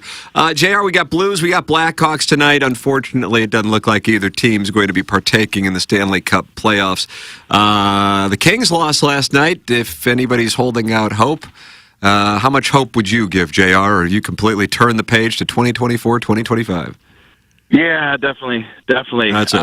Is this the most unanticipated Blues-Blackhawks game in the history of the rivalry tonight? Yeah, possibly so. Yeah. It could be. And they're still not mathematically out of it, but you've given up, huh? No, not yet. Yeah, I remember years ago I would email the NHL, and they'd actually have statisticians who would help you out in terms of the math, because there's a lot more to it than you think. It's not just the points. You got to do the schedule, too, who plays who down the stretch. And I realize now it's pretty cut and dry, but like with 8 or 10, 12 games left, those people will help you figure it out. But not mathematically eliminated, but coming to a rink near you soon. Do you have to pay them to help you figure that out? I don't even know. There's no face or name behind it. You just shoot off the email, and they shoot back the information. For all I know, it could be, Dan in Wentzville who's replying to the email. Dan in Wentzville. Good, very well. Questions are coming in 314-881-TMA5. It is the Jeff Lotman Compass Realty text inbox, as people also are focused on the offseason. Serious question for JR. Is Jordan Kyrou tradable this summer? I think he's one of the main issues with this team. It's not just his defense. He turns the puck over incessantly. lacks effort for significant time periods. Being young isn't an excuse. He's not young. He's 26. Your thoughts, JR? That's from Harrison's brother, Master. Well, the one thing I'll point out is if Harrison can point that out, that there are teams around the league that see that as well, and so it's tough to make a deal when you have a guy who's been inconsistent. Ton of upside. We've talked about that a lot in the past couple of years with Jordan Kyrou. To me, what it comes down to is if a trade could materialize this summer, is there a dance partner? Is there a team out there who says, hey, we can fix those other things. We want that offense. We want those 40 goals. I don't know that it'll happen this summer, but as we've discussed in the past, I believe that the Blues have to entertain it if it does pop up in conversation with teams around the league. Hard thing about that is that scoring ability, much like what Tarasenko used to bring, and people would complain about Tarasenko's ups and downs. It's so elite, and if you don't have that, it puts so much pressure down the lineup. It really comes down to what do you get in return, and if you're trying to turn it around, it's such a delicate, difficult balancing act, don't you think, for Army in making that decision? Yeah, Mark, definitely. And I don't think it's a trade where you just unload Jordan Kyrou to unload him, if indeed you even go down this route. This is all just hypothetical. I don't think that you just leave this huge hole in your roster and think that you're going to fill it at some point. I do think that if they were to move Jordan Kyrou, they would maybe look for some change of scenery type deal where you do have a player coming back who could help you out. I keep going back to the fact that Army says he wants to keep this thing competitive for the next couple of years. So I just don't see them in any of these trades that they make leaving a huge hole. What are they going to need to be more competitive? More snipers, plumbers, or painters? I think that's a good question. We should have the painters and the pipe fitters text in here. Right. It's like the Marines and Army. Who thinks they're better? Something like that. That's a hot what do we think, pipe fitters and painters out there? Well, you need people to do everything. They do need goal scorers, don't they? They need increased offense for sure. Yeah, they definitely do. But here's the thing: how competitive do you want to be? Do you want to contend for the cup next year? Okay, then you're moving out 3 or 4 or 5, 6 guys, and you're spending to the cap, and you're making some trades, and you're going into free agency. I just don't think they're doing that. The way that it appears that they're going is that they realize the retool is going to take 2, 3, 4 years, whatever, and they're going to try to stay somewhat competitive during this stretch. So that's why they brought in guys like Kapanen, Vrana, Hayes, and we saw what the results are. It's not to say that they can't be different next year, but it looks like they're going to be a team for the next couple of years unless there's major changes. That's going to be right in that wild card conversation, or in this case, on the outside looking into the wild card. Pivoting, you wrote today, I think it was on Zach Bolduc, a great article. What do you foresee in terms of, is he a top 6, middle 6? What's his ceiling if he keeps on progressing like he is? So I know it's only 21 games, Mark, and it's a great question. I think that he's shown us that he has the skill level, and beyond the skill level, I talked to him about this yesterday, and I also talked to Drew Bannister about that. He is a very coachable player. When I talked to him last year, he played for the Quebec Ramparts, and their coach was Patrick Waugh in junior hockey. He said, I would, a couple times a week, sit down with Patrick in a back room, and we'd watch video of my defensive zone, and I want to get better at it. And he did the same thing in Springfield. And Drew Bannister said yesterday, every time you talk to this kid, you can see the engagement he wants to learn. A couple, probably, a year ago, I had to write an article for The Athletic projecting like the 2026 Blues lineup. And at the time, Bolduc had been asking me, hey, I want to get a subscription to The Athletic. So I was trying to find him a code so that he could just pop right into The Athletic and read the story. So I did that. And one of the articles that he saw was that article with me projecting the 26 lineup, and I had him on the third line. And he said, third line? And I said, yeah. And I said, there's a lot of good young players coming in, Snuggerud, Dvorsky, so on and so forth. And he said, hey, you got a job to do. You're doing what you're taught to do, so I'll see if I can change that. And, here he is, 21 games, Mark, 3 goals. But I think we've seen some talent and some skill. And yesterday, Drew Bannister said he does think that Zach Bolduc does have top 6 potential. I thought I saw written on the bottom of his stick in a little Sharpie, it read, I'll show Rutherford. Oh, my. Maybe you got him fired up. Yeah, we'll have to zoom in on that. Yeah, speaking of that stick, the white stick, I guess the older I get, I pay less attention to that type of stuff. But I did not know he was using that all white stick. So I mentioned that in the article today too, and he said he's going to switch to the all black. So people are already bringing up the David Perron white skates things at Bolduc with the white stick. Why would he use a white stick? He said that when he was in Quebec, the CCM rep came to him and said, "Hey, look what I got." And he loves graphics. He loves, that type of thing. And he said, "Give me that white stick." So he's used it for the past couple years. Kind of surprised that he didn't catch a little more grief in that locker room. But Matt Kessel yesterday said, hard to see his shot, coming off that white stick. I want to make sure we tend to two pieces of business that I think are certainly noteworthy here before we let you go, JR. Drew Bannister's tenure could be coming to an end. There are only a handful of games left. I mean, again, theoretically, as Doug noted, they're not mathematically eliminated. They could be 3 points back of a playoff spot tonight with a win over the Blackhawks and the right things happening with Vegas. But we don't know what's going to happen with the head coaching situation. And Joel Quenneville is out there. And we have a texter making the observation that he thinks he's on the apology tour. Is there anything to that? So here's the way I look at the Quenneville situation. I would not rule it out. And, I don't want to be strong in my words saying that Joel Quenneville is going to be the next coach of the St. Louis Blues, but I would not rule it out. I know in the past, I know this with certainty, that the Blues have had some interest in Joel Quenneville. And I know in talking to people around Joel that he definitely wants to get back into the league. And he believes, or people around him believe, that St. Louis could be a soft landing spot, quote unquote, after what transpired in Chicago, that he could come back to a place where he's coached before, probably where he still has a lot of people behind him and some support, and he could come back in and try to, bring back the good name that he had prior to whatever happened in Chicago. Now, is that possible? Are there people around the league that are going to give Joel Quenneville the benefit of the doubt after everything that transpired in Chicago? Maybe there's not, but I think with Doug Armstrong, he's shown in the past, Tim, that he's willing to give people second and third chances. You look at Jim Montgomery and others. So I do think that there's an opportunity for Joel Quenneville to be the coach. I've already forgotten much of what happened in Chicago. There was a sexual harassment thing in the locker room. Is that what that was all about? Yeah, and the biggest thing with Quenneville was this, as it pertains to Quenneville, is you had Kyle Beach, and he was involved in a sexual encounter with the video coach, and Chicago made it into a hush-hush situation. They were in a playoff series, and I think that it was brought up behind closed doors with the executives and with Joel Quenneville.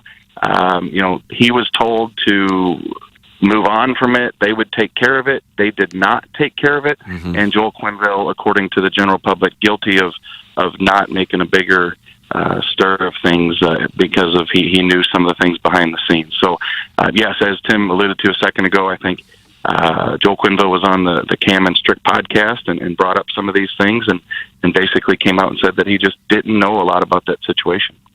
So, in what this texter is reading between the lines on, if we talked a little bit about Mark McGuire, I think in the last hour, Doug, Mark McGuire did not just pop up after his exile of his own choosing, really, to become the Cardinal hitting coach, if you recall, and I think that was about 14 years ago. He then did an apology tour. He had former White House press communications had Ari Fleischer orchestrate that and did a number of interviews. And then, after doing those interviews, he was welcomed back. Mm-hmm. In other words, Quenneville just can't pop up to be a head coach somewhere without doing the quote-unquote apology tour. And so, I don't know. I know Cam Jansen and Andy Strickland certainly have a successful podcast, but I don't know if Quenneville's been on a bunch of other hockey podcasts or he just did it with those guys because he has a relationship with those guys. So is he on some kind of quote-unquote McGuire-esque apology tour, JR? Yeah, it does seem so, Tim. He did one other interview, but it wasn't about the Chicago stuff. It was just coaching, type questions in general. But this was the first time that he addressed the Chicago thing. I can see that side definitely, and it does kind of relate to what you're talking about with McGuire trying to get back in the game.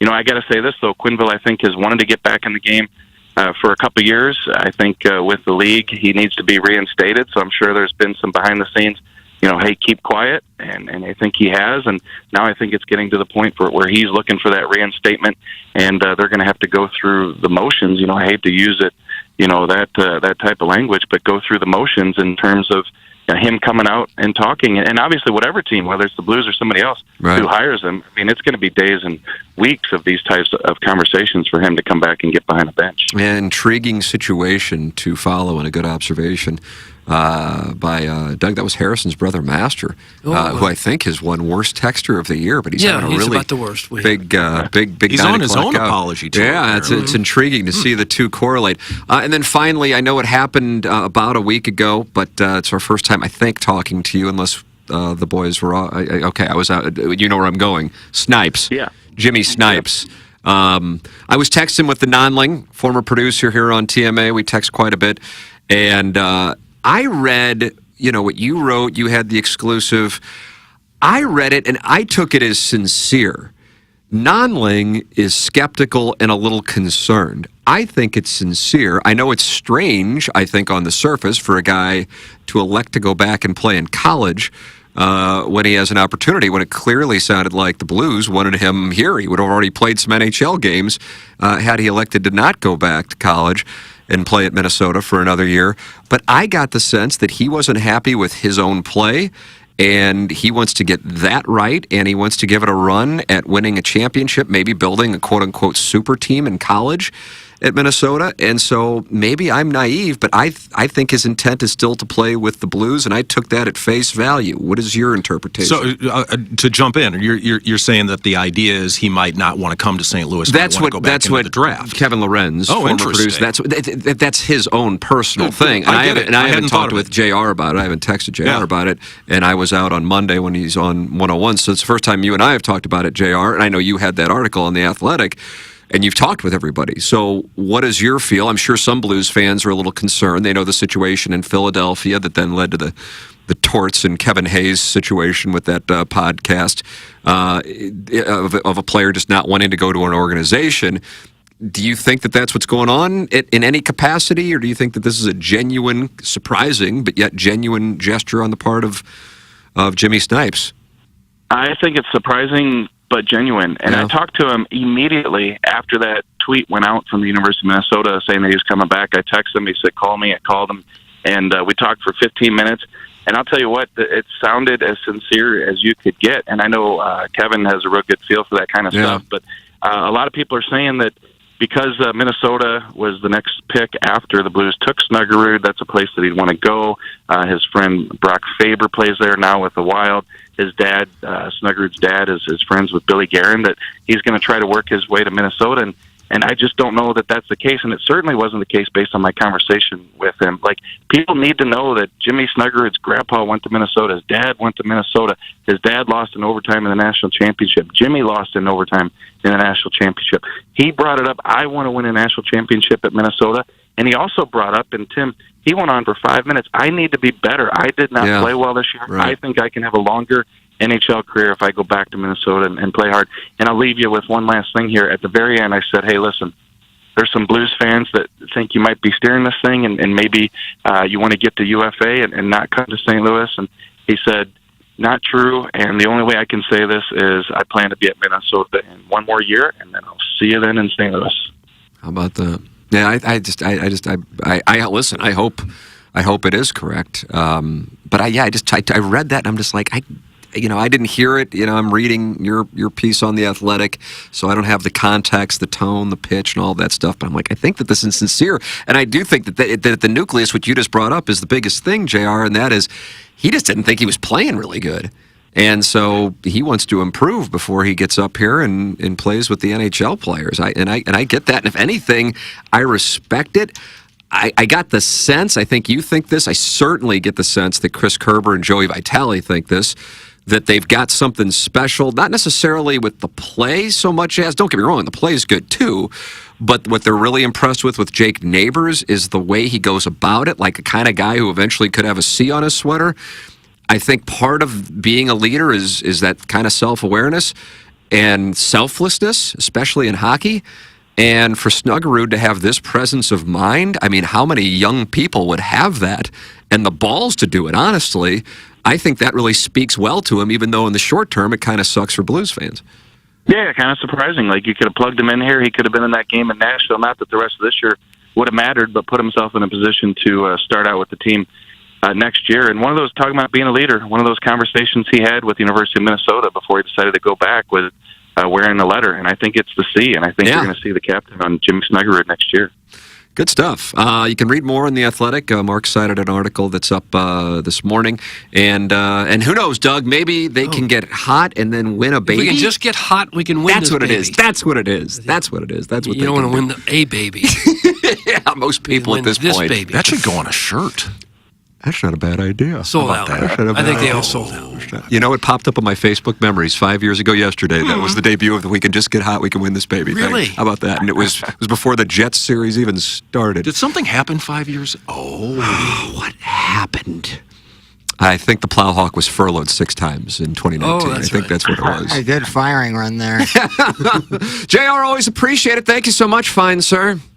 All right, Benjamin, keep reading those financial books, buddy. There he is. That's JR discouraging Benjamin from getting into broadcasting, while Doug and I passionately plea for him to make the right choice, which is to go into broadcasting. And Henshin said the money and the stability is really in print. He texted that, and so It's either broadcasting or blacksmithing. It seems to be where the future's headed. I agree with you on both. Mark, Benjamin, thank you for coming in, as always. And Doug and I will privately confer with you about getting into broadcasting, because it sounds like your father's trying to steer you the wrong way. I don't know what's We'll wrong. go around his back. Yeah, that's what we'll do. That's the right thing to do. There he is, Mark Hanna. And Thanks, Benjamin. guys. Thank you. There it is. Thank you, guys. In studio. How about the Quenneville thing?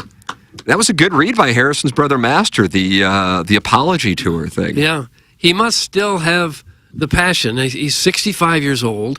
He's won. He has not been successful coaching. 3 Stanley Cups. Okay, I got Chicago. different data. I'm sure he's made millions.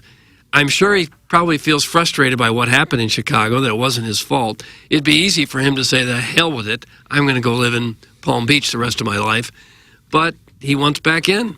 So I'm sure he would bring a passion. If he came to St. Louis, people immediately they'd be thrilled. Could not agree with you more. The one thing I would say about it, and something JR has talked a little bit about it, is if the Blues really are in this kind of whatever they want to call it, retool, rebuild, even though they call it retool and are conscious not to call it rebuild, then see, I think the U.S. has a thing with age that I think is so overrated, and I also think it's bad for business. I know this is a totally separate conversation, but there's 65 where you're firing on all cylinders, and there's 65 where maybe you just don't have the desire anymore. But 65 is 65 in 2024. I mean, I know I'm sitting here, but it depends. And if Joel Quenneville's hungry and he had a situation, when you and I were talking the other night, last night, as a matter of fact, I don't think I'm saying anything that's out of school here. The guy you're now caddying for has a young family. Yes. Well, that's a different situation than if his kids were in his 20s. Totally. You know, I mean, I've got a 2-year-old. My situation is going to be different than some of my peers whose kids are in high school or even getting ready for college. It's just a different situation. So you're motivated. Quenneville isn't necessarily motivated because he's got financial obligations, unless he's really managing his money poorly. But he got a I don't know how much he was responsible for, because just like you, I don't know that many details about the Kyle Beach situation outside of what people have read.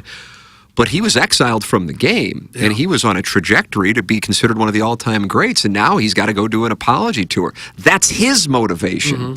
But the weird thing is, here in St. Louis, this is not a cup-ready team. Now, it might be in a couple of years, but it'd be a little weird for a guy, 65 or not, but a guy at Quenneville's level to take on a retool when the team likely isn't close, unless this signals that the Blues are going to do some things aggressively this offseason. I just don't know how much they can really do to get themselves at the level of Dallas, Colorado, Vancouver, and then whoever in the Eastern Conference you would cite as the cup-ready teams. Yeah. So I don't know. Well, yeah. I think age could be a factor, because this is not a sitting behind the desk job at 65. This is a skating on the ice with the team 4 or 5 times a week. Not hard, but skating. This is traveling half the year. It's a grind. It's a grind for anybody. And I have friends at 65 who are done physically, mentally, and I have others that are in great shape, and it's not a big deal.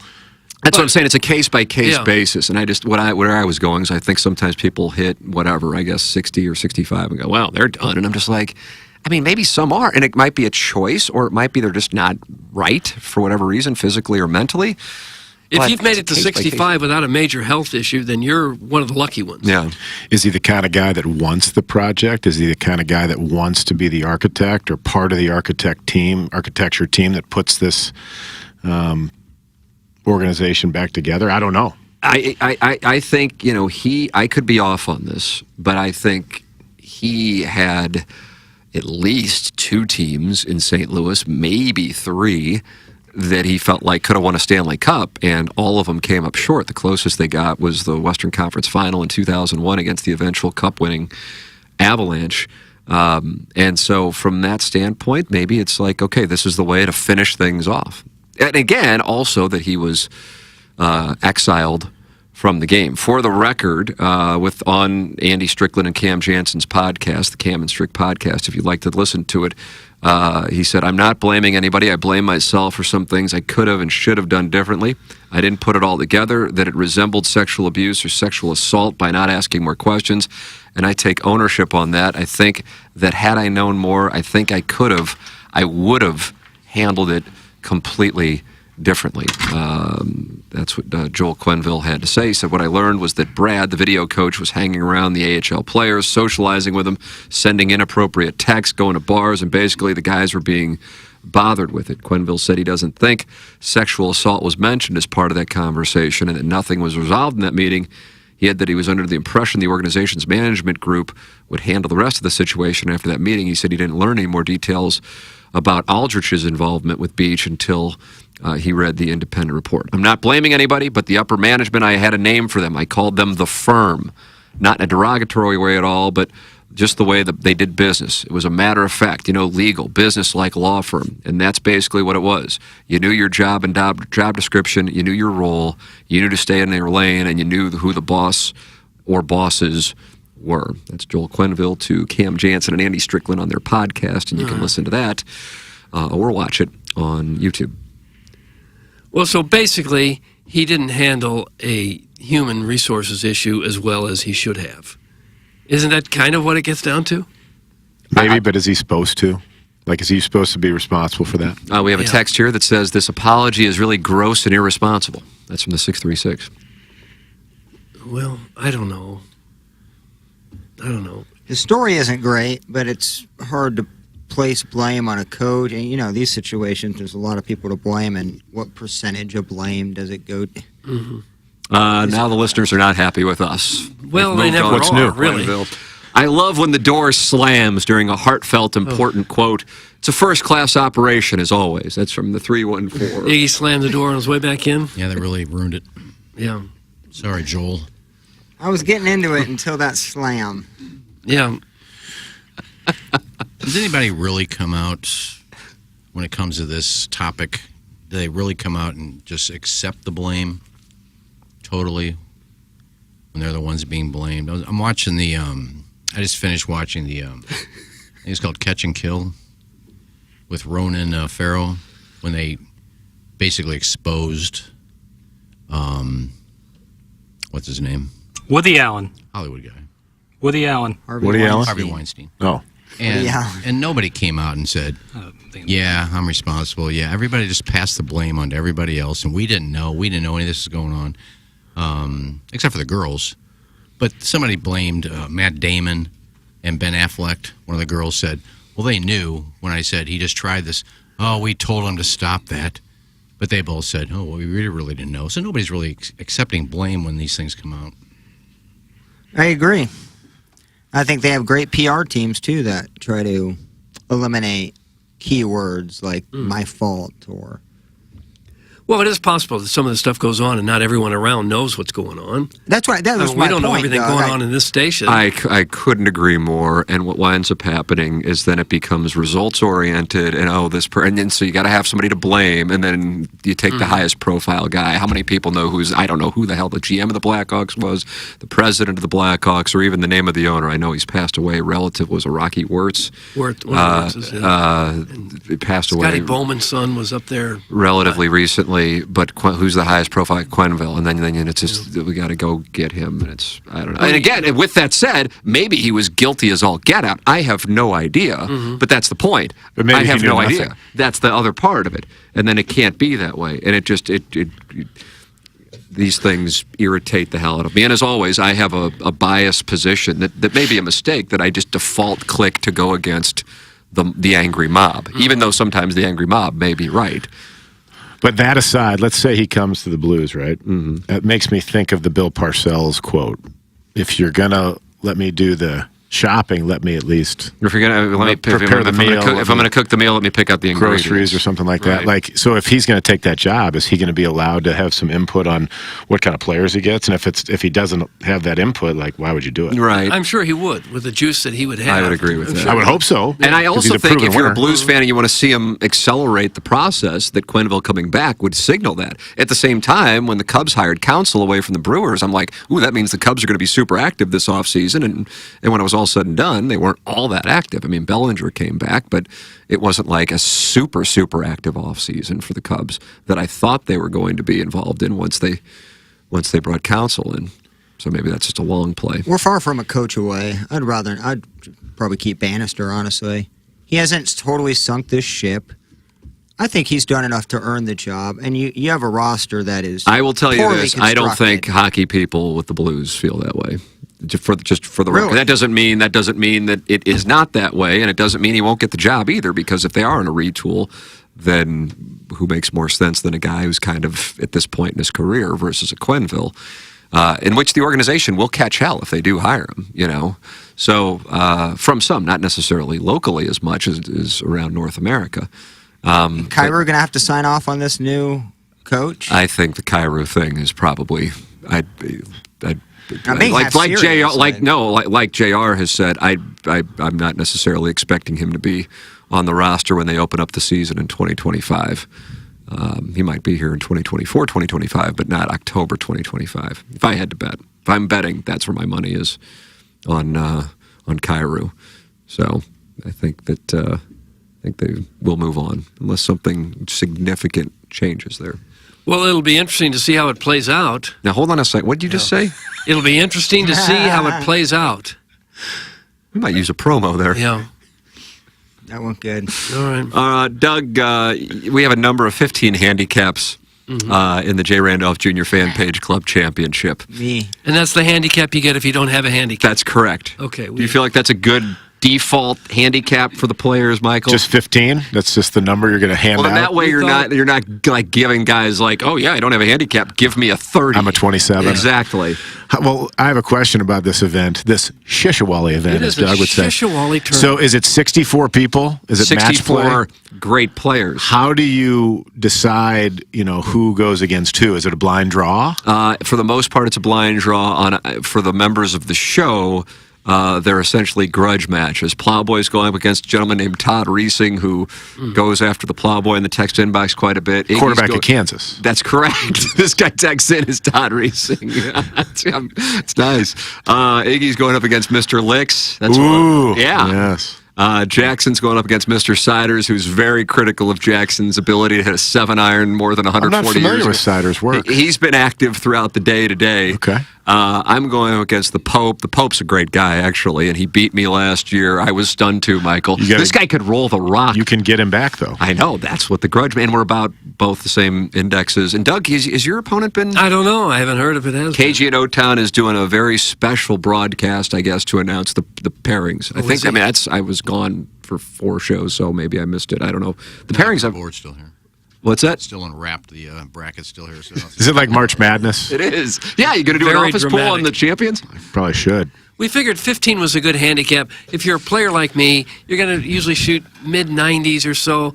You can't be winning a tournament if you're that kind of player. So you can't be given. You could win this tournament. You can't be given a 20 or 25 handicap and then walk away beating your chest that you won a golf tournament. So I figure 15. If you're a lousy player and you play to a 15 handicap and you play well, maybe that's a little bit better. Did you have this meeting with the committee to come up with this 15 we just talked number? about it right here. Okay. Yeah, That's kind of how it's didn't done. know where it came from. It's the same Is that too thing low? with Monahan and Yasser. It's too low. It's too low a handicap. But again, if you're any worse player than that, you have no business winning even a Shishawali event. But in the semifinals, Iggy caddied for a 30 who was playing against a 35. Well, here's an idea.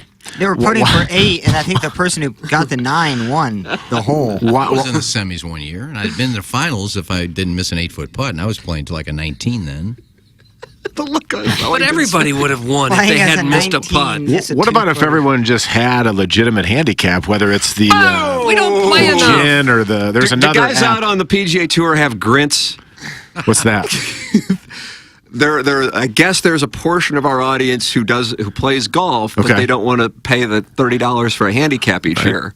I've heard of this. Is that what it's called? The If you Grint. don't have a USGA GIN number, there's another organization that called the keeps the Grint. handicap. Okay. The Grint. And do you feel as if it's accurate? I don't really get enough involvement. I feel like you have to have a definitive number. I mean, as nice as giving out 15 is, Yeah. I feel like But we it don't might play enough to have a handicap.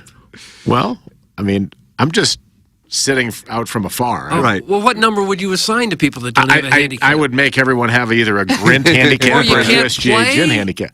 Well, yeah. Oh. Well, that's unfair if nobody has a handicap. What if a person is a 15, but they're really an 8? I don't think we're going to have any of those. Oh, really? In this Doug, I have event? to say respectfully Who on would that. cheat in golf? Good question. Yeah. Let's pull up our 2018 Masters. All right. The reason why I bring up 15 handicap, or was it 2019 that P. Reed got it?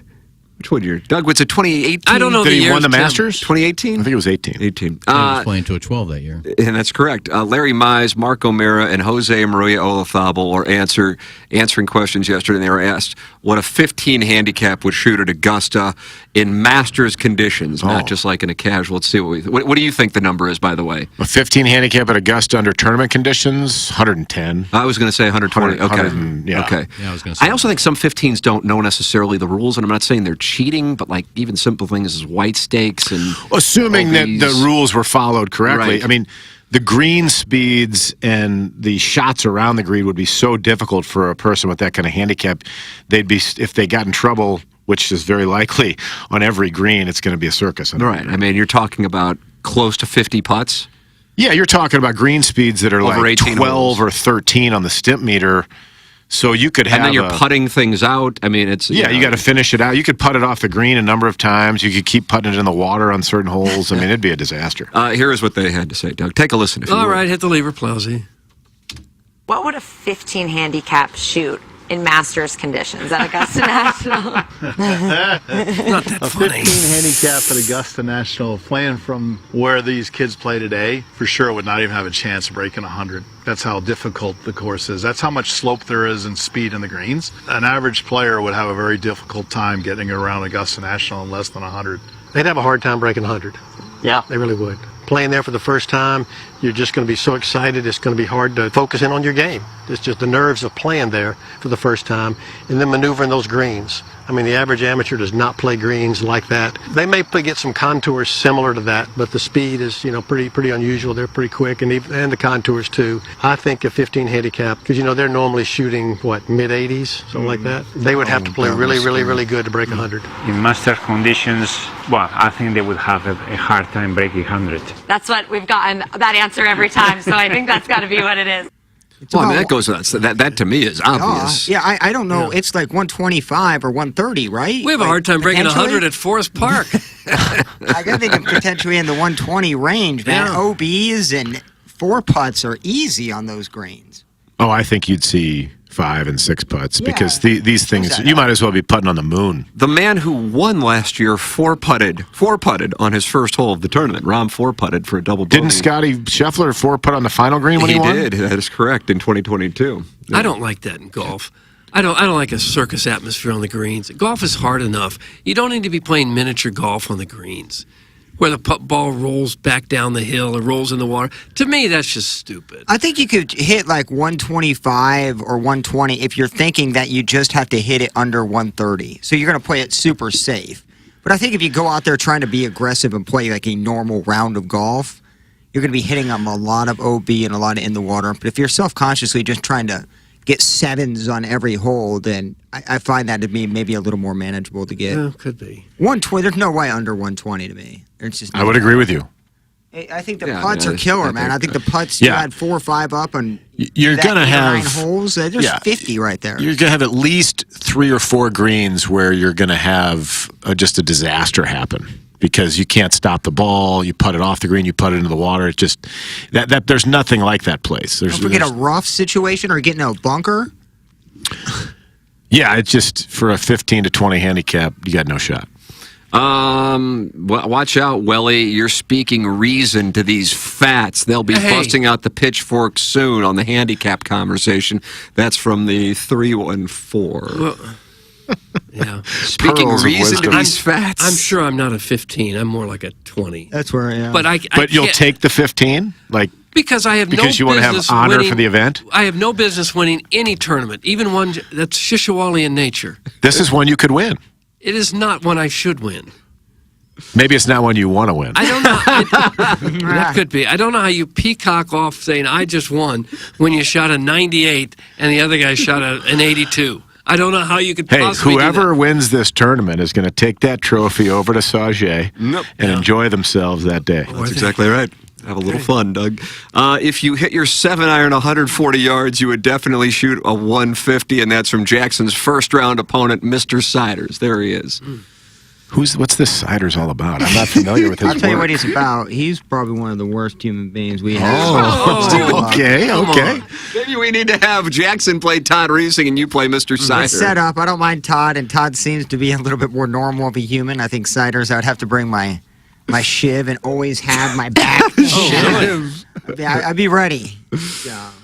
Let Jackson take him. God almighty. I ain't worried. My sources are telling me that the Quiznos off of Tesson Ferry is subsidizing the gin for most of the players in this year's Fan Page Club Championship. That's some glove blogger, Tom Traven. I didn't know that Quiznos was still around, much less subsidizing. I'll give it take. Blimpies is about 3 times as good as Quiznos. I have no idea how they survived and not Blimpies. I thought they're out of business. I know, that's what I'm saying. Oh, It's shocking that Quiznos still is able to slang sandwiches and Blimpies isn't. Did you have to turn any players away? Oh, yeah, there's an alternate list that's deep. 14 deep on the alternate list? Oh, yeah. Wow. Yeah. What's your handicap right now, Welling? I'm going to guess plus 1.2. I haven't checked in a while. It's probably around 0, I would think. I think it's a plus. And who's the best player you ever played against? Ooh, good question. Probably Bubba Watson. You played head-to-head against him? In college a couple times. Is he the one who said, I can't Not believe you well. beat me? No, he said that to my teammate who beat him. Shook his hand. Wouldn't shake his hand. Oh, nice. Wouldn't. There's one of the answers to your questions, Doug. Yeah, you just stumbled on it, didn't you? I think it's tied between old Bubba and Stephen Ames would be my 2 favorites. Oh, Stephen Ames? Really? Oh, atrocious. He of 9 and 8 fame? Exactly. Very gracious to Tiger. Exactly. Yeah. Well, that's why he talked crap before the Tiger match. Really Tiger, foolish. And then Tiger Yeah. beat him 9 and 8. Poked the Tiger Which in. literally meant, he won on the 10th green in a match, which is almost mathematically impossible. Skunking him. He skunked him. Skunked him. Yeah. Now Bubba. Played with Bubba in college. Actually played with Bubba one time in the snow in Rome, Georgia, and then my teammate beat him in our tournament. And at the end of the round, my teammate, who's a hell of a player, Bubba would not shake his hand, and he looked at him and he said, "I can't believe you beat me." Yep. Nice. So Wellington told that story one time we were playing with Skip Berkmeyer, who's like a plus 2 or 3 and has won a million amateurs around he's here. probably plus 4 so or that I 5. shook Skip's hand and I said, I can't believe you beat me. Yeah. So I use that anytime I get a chance to do it. Tim is a low single-digit player. Could you break 90 at Augusta as it's set up for the Masters? Michael, let's answer that question in unison. Absolutely not. I would think not. I mean, First time looking at it. I think I'd be lucky to break. I shot an 88 at Harbortown last week, and all due respect to Harbortown, it's not Augusta. Now, the winds were up, and I played crappy, but either way, that I'm not breaking 90 at Augusta. And I doubt I'm breaking 100, actually, at Augusta, Feels honestly. like distance is such a big thing. Like if you're playing Masters condition tees all the way back, you're taking some big clubs on the par 3s, trying to cover water. I don't know. Yeah, and if you get it in Masters conditions, the greens are going to be so firm, it's going to be hard to stop the ball. And then once you get on the green, then all the fun starts. Yeah, So it's just for real. I mean, how many greens in regulation is a 15 getting on? You'll probably notice that early in the tournament this week, the scores are always pretty low. The first round, the first day, they kind of soften it up a little bit. But then, like, as the tournament goes on, they dry it out. They don't water. They use the sub-air system to make it firm. And then, by Sunday, Scotty Scheffler 4-putts the final green. John Rahm 4-putts the first green. I mean, these are the best players on the planet, and they can't even 3-putt. So, anybody who's just a regular old Joe is going to have a real problem out there. Indeed. Doug, let's go to the Design Air Heating and Cooling email of the day. Ow! The toughest part of starting my emails with talking about how amazing Tim is the editing down how dazzling of a man he truly is. Day's email originally started out with 17 pages, but this email is about the first time I witnessed male-on-male felching. Oh. 1997, me and my butchie had headed out to Fox Run in House Springs for the Dinah Shore. They used to play the Dinah Shore. They did not. They had a ladies' event there. Not the Dinah Shore. No, not the Dinah Shore. They played the very final LPGA event here. If he doesn't know, nobody knows. 3 hours in, and Butchie had got shot down by every brush-cutted female in the gallery. Oh. Nobody wanted what Butchie had to offer. Just when we thought no sex was to be found, here came groundskeeper Lars, looking damn sexy with his Carl Spackler rubber boots. Hey, guys, either you horny? Butchie was like, keep dreaming, shorty, you're not my type. Besides, with your body type, I bet you got a small one. Well, that did it. Carl yanked down Butchie's parachute pant and planted those boots firmly in the sand trap for leverage. Butchie's face upon entry was priceless because Butchie couldn't have been more wrong about this guy's donker size. Carl didn't go in very far, but he beat the holy heck out of the sides. When he finished, he called over his trainee. Now clean up this mess. His flunky immediately siphoned up Carl's love he had left on Butchie's fundament. Okay, that's enough. We don't use the word fundament. Am I in the filtered file, Jackson, or am I in the wrong? Come on, Jackson. You're in the filter file. You allowed that? I thought it had legs. Who was it, Tim? Drew, and then I guess maybe might be related to Dave. Peacock. Drew Peacock has Dragon been Slade. suspended. He's been suspended a period of 2 days' time. His name, as we speak, is going into the Illinois Recovery Center suspension logule because he needs help. And he can get it at the Illinois Recovery Center, their website, illinoisrecoverycenter.com. Jackson, is the filtered file fully updated? It is, yes. Okay, all right. I didn't want to just go through and then Doug read something that Brian Hoffman would read. Yeah, I mean, yeah. Ann Young, I'm writing this email at 8:23 Eastern, so it's going to be a busy day for the TMA beat writer. Sup, Welly? You fine. Thanks. That's from #1 Asian intern Brian Henshin. I'll be hosting a, quote, non-sports people, unquote, luncheon.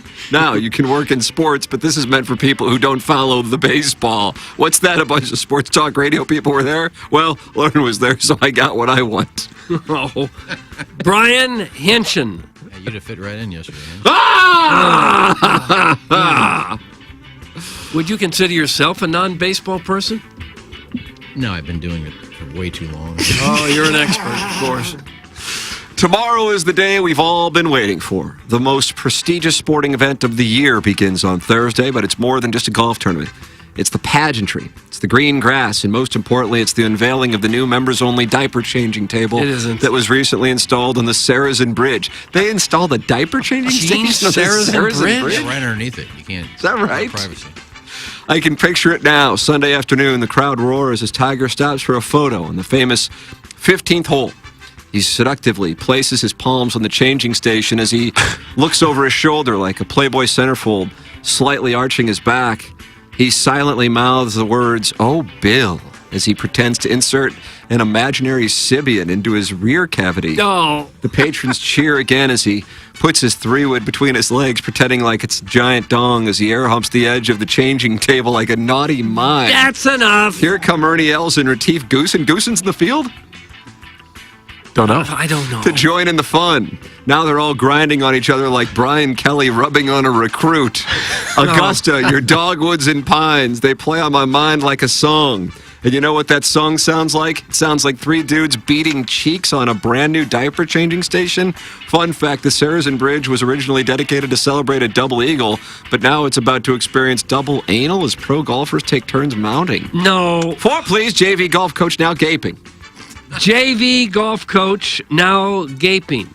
And finally, of course, the Cardinals are an inept organization run by a dysfunctional hierarchy of insecure yes men who consistently insult the intelligence of their fans. Of course, but maybe the people in charge actually know what they're doing, and the angry mob of mouth breathers needs to shut the F up. Of course, the Cardinals have consistently run off outfielders who used to be prospects for virtually zero return, only for them to immediately prosper into all-stars elsewhere. Of course, but maybe it's just too small of a sample size, and before long things will regress to the mean as Tyler O'Neill will throw out his back, banging them two at a time, while Randy Arozarena will alienate his manager by sharing something inappropriate on Instagram. Of course, the Cardinals once again overestimated their pitching depth and will get diminishing returns from the olds in the rotation. Of course, but maybe Sonny Gray is a legit ace, and they just need Michaelis, Matz, Lynn, and Gibson to stay healthy in 8 innings every 5 days, and if we can just get hot, we can win this baby. So what if it was the lowest attended night game in the history of the stadium? They had a great turnout at the luncheon for the non-sports people.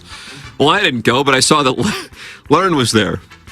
I told her she's leaving money on the table by not charging for the foot pics she posts online. Why is that creepy? No, I wouldn't take a run at Lauren if she got divorced. I've got my sights set on the former Hollywood madam turned bird sanctuary owner, Heidi Fleiss.